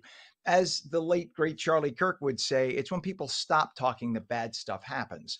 So Right. I think that's a beautiful opportunity for everyone to just come out, break bread, meet each other, and realize that instead of treating each other with a little suspicion, you get to meet people and open your minds and forge a new relationship. That's honestly the joy of what I do. It's a lot of work producing these festivals, but the intention is to bring community and business together. And when I take a step back, when the experience is humming, everybody's on the street dancing and singing and eating and spending time outside of their homes. I have people on average stay 5 hours at the stuff that I do. So this is filled with tons of activities. Holy Name is sponsoring it. FDU is sponsoring it. We're giving away $20 in food truck bucks every hour, sponsored by First Commerce Bank, of course, Teaneck Public Schools. We have a bunch of nonprofits participating, the YWCA, Women's Rights Information Center. All nonprofits are welcome to reach out to me to set up at no cost. And then we have all the food. So for everything you're looking for, we have kosher food. I have halal. I have barbecue. I have pizza. I have everything. You So answered just my come next question. I was going to hungry, ask come you that thirsty, come because I hungry, brought up come the thirsty, Orthodox. and game day ready. And no I matter that's what your religious beliefs are or politics, we leave that all behind. This is Amen. a You day you for picked my fun. brain. You literally picked my brain, TH, because I was just thinking if somebody's coming from the Orthodox community, they have to have they have to have kosher food to eat. Somebody's Absolutely. coming I from the mean, Islamic community, they need halal. So you took it, you I have it literally all. solved every issue. You're And I amazing. have And you even kosher have a wine. dog food truck. What's a I dog food truck? do. I do. Groomington Eats. She is my girl. She's coming to all the events. She comes with Norman. They have treats and ice creams for your pets. I mean, pets are like kids, right? So Oh, I've like got it kids. all They are for my you. kids, please. Yeah. 100%. And Yeah. so 30 food vendors. That's just amazing. Yeah. What is it like when you make an event like this come happen, everybody comes together and then you're done at the end of the day and you realize, wow, 5,000 people just came here and spent 5 hours. That must be amazing for you. Yeah. I mean, the night market has a legacy. So that one happens every July. And next year, it's 3 days before World Cup finals. So if you really don't want to deal with traffic and spending a ton of money, you're coming to that event. But when I do take a step back and like I said, things are humming, it's magic. It's magic. Otherwise, I'd never put in all this work and time and build a company around it. But I create experiences that make a difference and create memories for other people. And it's not typical. I am a disruptor. I shut down Cedar Lane. I shut down the main street. I do things differently because I want to make an impact and give you an experience that's really like nothing you've had before in Yes, your backyard. what's your website? We're down to about 5, 10 seconds here. What's your website? tnecktailgate.com. And also you can follow Tneck Tailgate on Instagram. We're posting new stuff regularly. So tell your friends, come on out. I know what Mike said, but I have a good feeling about the weather next week. So just come on out And bring your dog because you could have and a bring your dog food truck. dog and your That's friends and it. your kids. Amen. Good deal. All right. The first ever Teaneck Tailgate, Sunday, September 28th on Cedar Lane in Teaneck. And we will pray for nice weather for you. Producer and co-founder of TH Experiences, TH Irwin. Thank you as always for coming on. Best of luck with the event. Thank you. See you at one of these soon. I would love that. That'd be fun. Have a great day, TH. You All too. right. Bye. You too. 8:31 right now, 65 degrees when we come back. The 14th annual TD James Moody Jazz Festival is back at NJ Pack in Newark. The phone lines are open too. We'll take your calls at 888-658-0234. You're watching On New Jersey Mornings, back in 30.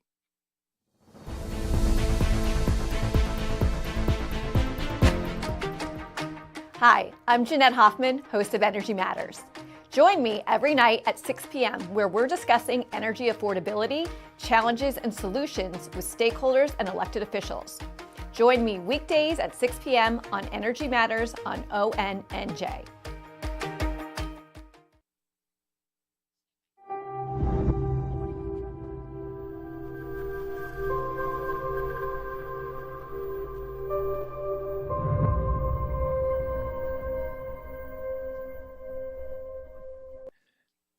Morning, Thursday, September 18th, 2025. We have 65 degrees. Had to double check at 8:32. I'm Ken Rosato. Welcome back to On New Jersey Morning. Straight to meteorologist Mike Favetta with the full north to south Garden State forecast. Good morning, Mike. And there's sun to clouds right now in that direction, north to south. So if you're waking up this morning in northern New Jersey, beautiful sunny sky. However, a little further south and east of the turnpike, you see now the visible satellite showing all that cloud cover that takes you all the way down to Cape May. So it's going to be a bit of a gray start for you in some parts of the state, others nice and sunny. And with that clearing that takes over today, a little bit of light sprinkle activity, maybe some drizzle working through southern portion of Toms River into Stafford Township and down by Manahawk and LBI. That clears out as well. When the sun returns for you in southern New Jersey later on this morning, you'll get a decent amount of warming, climbing into the low 80s west of the Parkway and lots of clear sky. So we'll climb back up into the 80s in northern New Jersey, bring back lots of clear weather through the rest of the day, and it will look fantastic. Down in the tropics, there's our next named system. This is Gabrielle, which is working its way to the west, and then we'll turn out to sea, missing Bermuda entirely, but it's a slow moving system that'll just churn up the waves and the wave heights and forecast to become a minimal Category 1 storm by next week. So a slow moving and a slow strengthening system. As far as our weather here in New Jersey, lots of sunshine on the way for tomorrow, warming as well. A little bit cooler and drier for Saturday morning, and then the rest of the weekend will stay clear. That is until Sunday when some clouds work their way through southern New Jersey. So here's the reinforcing shot of dry weather coming through tomorrow afternoon. That's the cold front that sends temperatures down into the 40s in Sussex County. With all of the clear sky for Saturday, it'll be nice and warm and dry, and then the clouds slowly creep back in by the end of the day across the state for Sunday into Monday. But a warm up that occurs next week will feel very pleasant as high temperatures take us back into the 80s as soon as Tuesday. So the first full day of fall will actually be one of the warmest on the 7-day, even into the middle of next week, low 80s as well. So this weekend, planning to head down toward the beaches. Tomorrow is your day. It's going to look fantastic. Sunny, 82. And then as the drier weather takes over, it'll start to feel a little bit cooler, but still sunny and warm in the low 70s, just cooler, relatively speaking. Next week warms up as well into the mid 70s. So lots of warmth ahead, dry weather, limited rainfall. That includes a continuation of the drought. We'll give you the new map coming up on our next weather update, Ken, in just a few minutes. All right, Mike, thank you very much. 66 degrees northern New Jersey, 64 in Trenton, and 64 in Vineland right now. We have a lot of traffic issues to tell you about. To the Garden State Parkway, there are multiple issues up and down.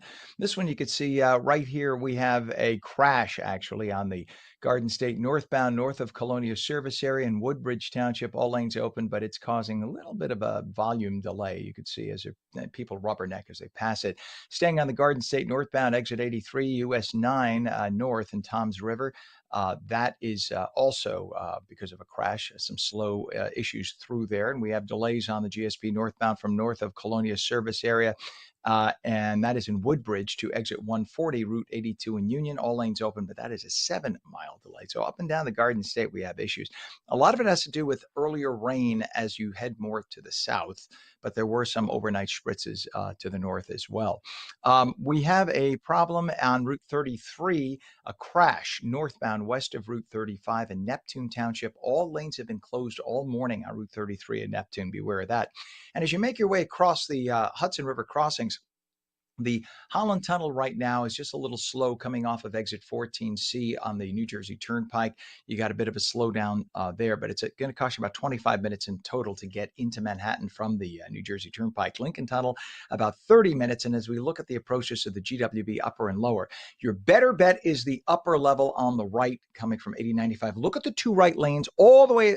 Now, it's our left, but the two right lanes, the most to the left by the green there.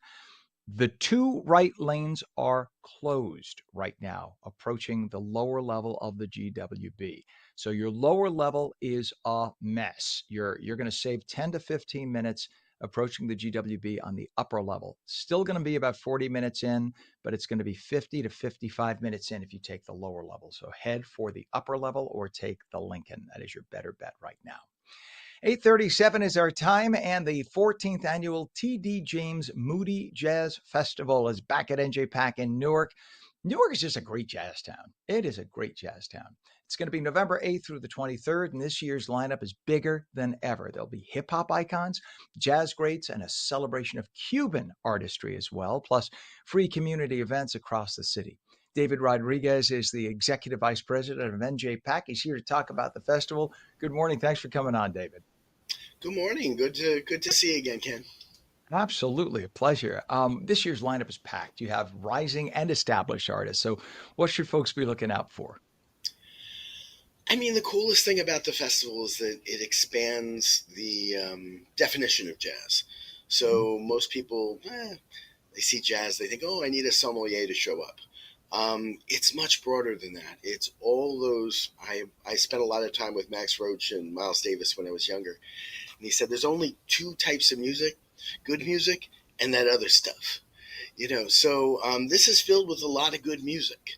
So we have Savion Glover, the tap dancer, working with jazz artists. We Christian McBride, who is our jazz advisor and is responsible for a lot of the vision and innovation related to all of this, is doing something off his new big band album with Audra Day, Jose James, and Ledisi. Stanley Clark is coming on an all bass program. There's all kinds of amazing things. One of the probably the most interesting thing, and this is probably the first time I'm saying this publicly, we have a wonderful Cuban guitarist named Carlos Varela. And he is kind of a guitarist, poet, a spokesperson for Cuba. And he is working with the vocalist Diana Fuentes and the poet Rodrigo Toscano. Last Saturday, I was sitting around in my house, and I get a call from Jackson Brown. And he says, I have to be part of this program. So now we have a third special guest, and that's Jackson Brown, who's going to be part of that program. You will never find an easier way to see Jackson Brown. So it really is this consortium of artists who care about the message, who care about excellence, and also who care about reaching out to the community. And you have hip hop icons. You have Chuck D. You have Rakim there as well, right? So this is really a broad. We have Chuck D, Rakim, Slick Rick, working with the Nuyorican Poet Slam team and Tahimba Jess. It's something called Represent, where we kind of look at what? That is an umbrella, I said. Yeah, it's something where we're looking at kind of hip hop players as poets and what their message is. A message of coming together, a message of thoughtfulness, a message of outreach, all of that type of thing. It's the third year we've done this program, and it sells out every single year. And hip hop it's American poetry. There's no other way to define it but that. It is really a genre that is uniquely ours, and it's amazing how the world has embraced it everywhere you go. It's a fascinating thing. I have to ask: is Mark Ruffin, the great jazz radio guy, is he going to be taking part? Because I know usually if it's jazz related in Newark, Mark Ruffin shows up. He is a friend, and there are so many programs I can tell you. And WBGO is one of our great sponsors as well, along with TD Bank. And but it's a coming together of people for something a little bit different than what you'd see on your normal jazz festival. I love it. I love it. Newark is so cool about that and for that. Newark is so diverse, and it's everybody's welcome. And I think, a lot of people who are outside of Newark who don't know the city are blind to, they see one side of it or think one side. Newark is a great place. And NJ Pack is so awesome. I just saw a show there recently, in fact. And it's just, people who don't go there to see shows for whatever reason, you don't know what you're missing. Tell us how go ahead. I'm sorry. I didn't mean to step on you. No. And also realize there's a lot of free things. You don't even have to buy a ticket for, almost half of what happens here. You can go to Jazz Vespers at Bethany Baptist Church. We have a literacy program happening with jazz artists, and where we're giving out free books. We have something we're calling Jazz in the Stacks. We have a jazz jam that's happening with Rutgers. I mean, there's something happening every day and every moment. And the key thing is we want people to come. We want it to be accessible. We want it to be that type of thing where, as I said earlier, it's not something you need a sommelier to show up for. If you show up, you'll find something really cool that you'll be able to take home with you. But if you want to bring along your own sommelier to pour your wine as you're watching, you won't say no. They could just say, "This is my sommelier, Jacques." Exactly. Just make sure you bring David a glass. That's all. That's the important thing. This is great, and you really help make Newark the classy, wonderful, awesome, diverse, big city, welcoming place with a great soul and a great heart that it is. And thank you for doing that. It's just a great place. And what's a website so people can find out more? Go to njpac.org. That's njpac.org. And if you want to get there quickly, just go /Moody. And that'll get you these programs. But know there are programs happening all the time. Newark is a is a great welcoming place. I was born in Newark, and I worked at Carnegie Hall. I worked at the Apollo. But there's nothing like home. And I can Mm. tell you, we're now, I think, the fifth busiest performing arts center in the country. It's easy to get to. You can get there by path. You can get there by train. It's literally 3 minutes off 280. There's no easier place to get to, easier place to park. And I think what's really cool is the artists themselves, when they look at the venue, I mean, it really is a state of the art venue. It really is a canvas that gives the artists the tools to do their job. Yep. And by the And way, your staff there is amazing too. I saw Chicago. I mean, it's not jazz, but I saw, well, quasi jazz, sort of oh yeah, jazzy. I saw Chicago there a few weeks ago. I was reminded because it had been a couple of years, shame on me, since I had been to NJPAC, and it reminded me what an awesome place it is. And the staff is fantastic. And yes, you're right.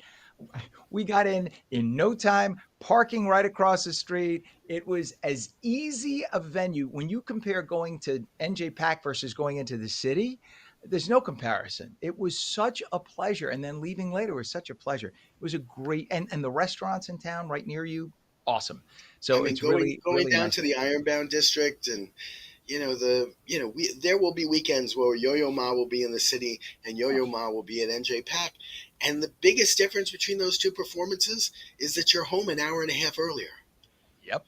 That's it. You nailed it. And you're just so the joy you have from leaving the event stays with you by the time you get home, as opposed to leaving you a scowl on your face from the traffic.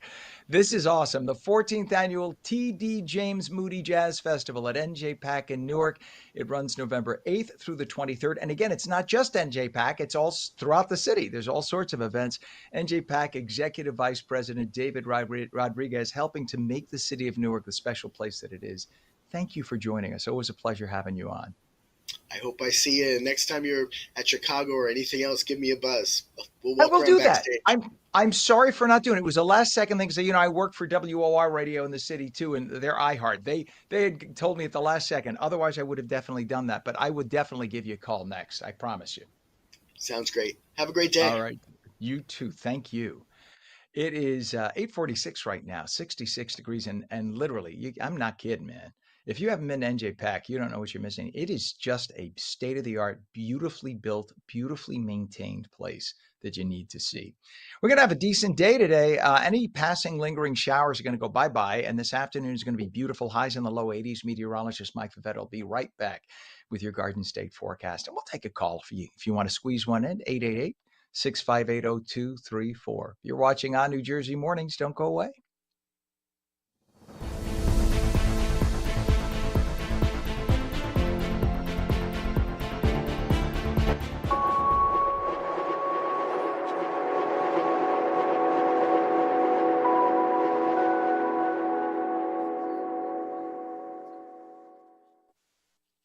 Welcome back to On New Jersey Mornings for your Thursday. I'm Ken Rosato. It's 8:47, taking calls at 888-658-0234. Maybe a couple of passing clouds this morning. Could be a morning shower. Otherwise, mostly sunny today. It's going to be a nice day. Highs, low 80s. Meteorologist Mike Favetta. He's going to back me up with that. Good morning, Mike. Yeah, good morning, Ken. Lots of warm weather on the way today. Highs climbing into the mid 80s. And with all the sun that's already started the day up in northern New Jersey, we'll see the warming happen here a little bit earlier and faster. That means we get a little bit warmer up in Hackensack and Sussex than, say, places down south. Across the shore points, which have a little bit of a delayed start to the warming thanks to the cloud cover. Now, the drought expanded over into Bergen County, back over through portions of Warren County, Morris, and down toward Mercer County. So there is a persistent drought of the moderate intensity that continues thanks to all that dry weather that remains, as we're running about 40% of average in terms of rainfall.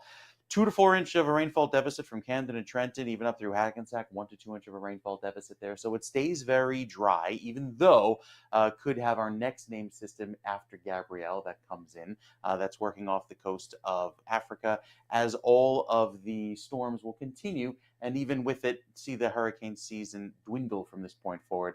Most of the named storms statistically in the past and historically have happened around September 10th. Looking ahead throughout the rest of the month, anticipate warmer than average weather, even though that's kind of concentrated there in the Midwest. Our forecast here keeps equal chances of rainfall going into the end of the month, but still, it's going to be warm throughout today. 85 tomorrow. That'll feel lovely. Mid 70s at the weekend hot spots. Planning to head out toward the farms, maybe do the fall festivities, the pumpkin picking, the hay rides, that sort of thing. Lots of dry, cool weather in the morning, warming in the afternoon, and then we get another round of warm weather going into next week. Low 80s on Tuesday and Wednesday. Shore points look beautiful as well. Tomorrow, 82 at the beaches, a little bit cooler at the shore with an easterly breeze throughout Saturday and Sunday, but still dry, even though there could be some clouds around by the end of the weekend down the shore. Monday, Tuesday, and Wednesday also warming nicely back into the mid and upper 70s for the first few days of fall. Ken, looks really pretty as we wrap up the last week of summer. Feeling beautiful. All right. Thank you so much, sir. Have a great day, great weekend. You. We always appreciate you, Mike. It is 63 degrees right now in northern New Jersey, 64 in Trenton, and 64 in the southern part in Vineland, New Jersey right now. 8:49 is our time in terms of traffic. We're having issues on the Garden State Parkway. We have a whole bunch, actually. If you go down a little south on the parkway, down at exit 83 by US 9 North and Toms River, we have a crash there, and that's causing delays. And what we're looking at right now is a little further up. We have a problem now, 9 miles of delays, actually, that start right where you're looking. You see the volume on the upper part, the upper right of your screen. That's the beginning part of by 143C, Route 124 in Irvington. That stretches all the way up to 153A, which is Route 3 in Clifton. And that is 9 miles slowdowns on the Garden State Parkway, all just due to volume.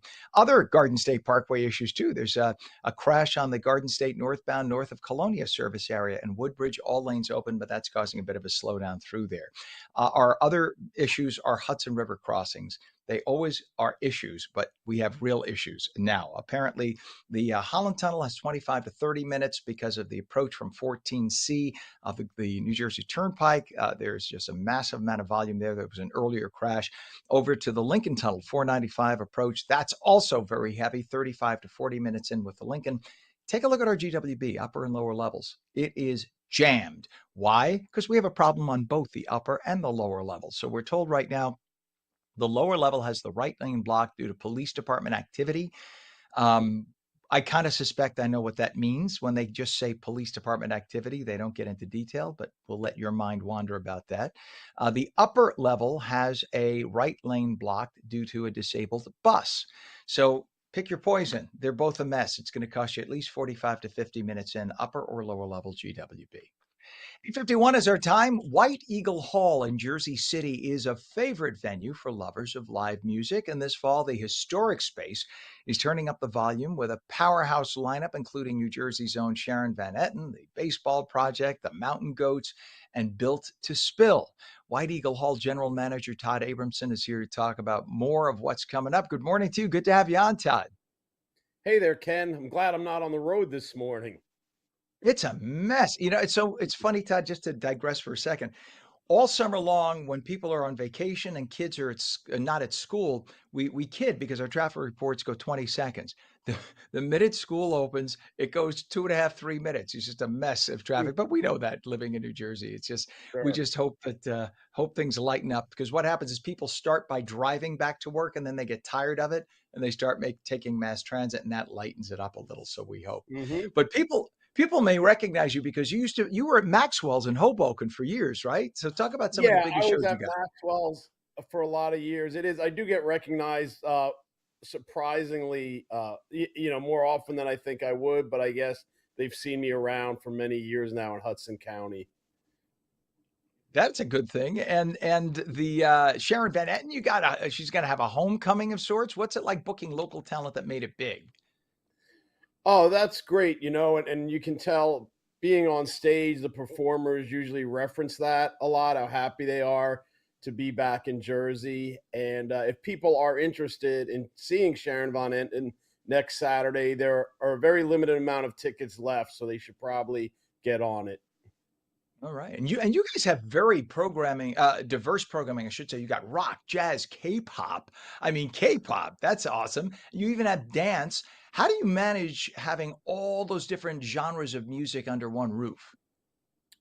Well, I think it's very advantageous for us because it brings a lot more people into the room. For instance, tonight we have a string quartet. We do this series, Candlelight Concerts. That's quite popular once or twice a month. Um, and and we have a good staff, so we know how to handle the different events, the different audiences. That is cool. And we have, did you freeze out? Oh, there we go. We thought we lost your signal for a second. And White Eagle Hall is such a special venue when it comes to New Jersey's music scene. It's had that reputation. Talk about the history a little bit and why it's such a great destination for music. Yeah, well, White Eagle Hall, it's roughly a century old, and it was used for like school dances, bingo, basketball. Bobby Hurley infamously coached there. Then uh, a little less than a decade ago was converted into a live music venue, but a lot of the old touches were were retained. There's stained glass windows on the ceiling, and it's just got that classical feeling. It's not too dissimilar because these are also old Polish halls. In Brooklyn, you have Warsaw. In Manhattan, you have Irving Plaza. It's that kind of vibe. And the Poles, brother, I don't mean to paint with a broad brush.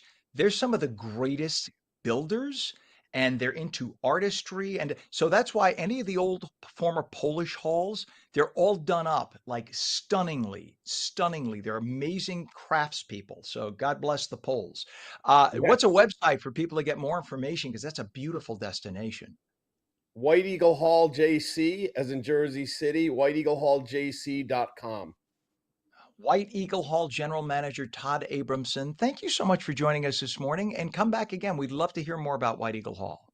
You're welcome, Ken. I was glad to see my buddy David Rodriguez on before me. We got the best venues in New Jersey. This is a Yep. destination. This is awesome. You both really help by doing what you do. You help bring the arts here. This is great. So thank you for doing what you do because it makes a difference. It makes us what we are, special. You're very welcome. Thanks for supporting us. You bet. Thank you for coming on anytime. Always welcome. It is now 8:56. We're going to go to a phone call right now if we can.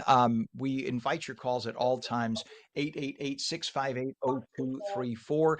And on the phone right now is Yvonne from Maplewood. Good morning, Yvonne. Hi, good morning, Mr. Rosato. How are you? I'm wonderful. Thank you. So what would you like to talk about today? I think you'd want to talk about Jimmy Kimmel. Yes, very upset that he is removed, and I feel this country is becoming very much of totalitarian type of country where we're censoring people because of federal agencies' opinions. Now, you understand though that it's not. This is not even the government doing it. This was the majority of the ABC stations that are not owned by ABC. I know that sounds confusing. Let me try to explain. Just because I used to work there. Mm-hmm. So there are what are called owned and operated TV stations, meaning ABC Network and Disney owns 6 broadcast TV stations themselves. The rest of the country Mm-hmm. are affiliates, so they're owned by other companies. So those other companies can choose to put on whatever they want, right? So there's a company called Nexstar, which, by the way, in New York also owns a station that's not ABC. They own Channel 11. And there's a company called Sinclair. Between Nexstar and Sinclair, they control about 60% of all the eyes that watch ABC broadcast signals in America because they independently own those stations. I hope you could follow. It's a little confusing even for those of Yeah. us in the business.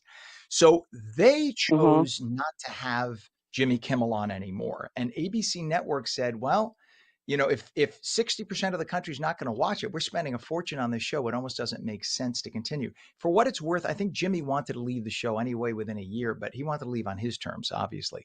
This is not closed. I think they left it with wiggle room. But I'm with you. Look, I don't care where people stand politically, and they could think what he said was reprehensible. I think what he said was reprehensible, quite frankly, Yvonne. But I do Mm-hmm. not like cancel culture, no matter who does it. on either side of the spectrum. So for that, I'm with you, and I appreciate you taking the time and part of your morning to call us up. Could you please promise me you'll call back again? Thank I would you. love to hear from you in the future. We're out of time right now, but I appreciate you for calling and for Thank you. watching, Yvonne. Have a great day. And there you Thank go. you We for want having you me. You to, as well. yes, thank you. We want you to call definitely anytime. You're watching ONNJ Mornings. Yes. Join us again tomorrow morning starting at 7. Have a great day.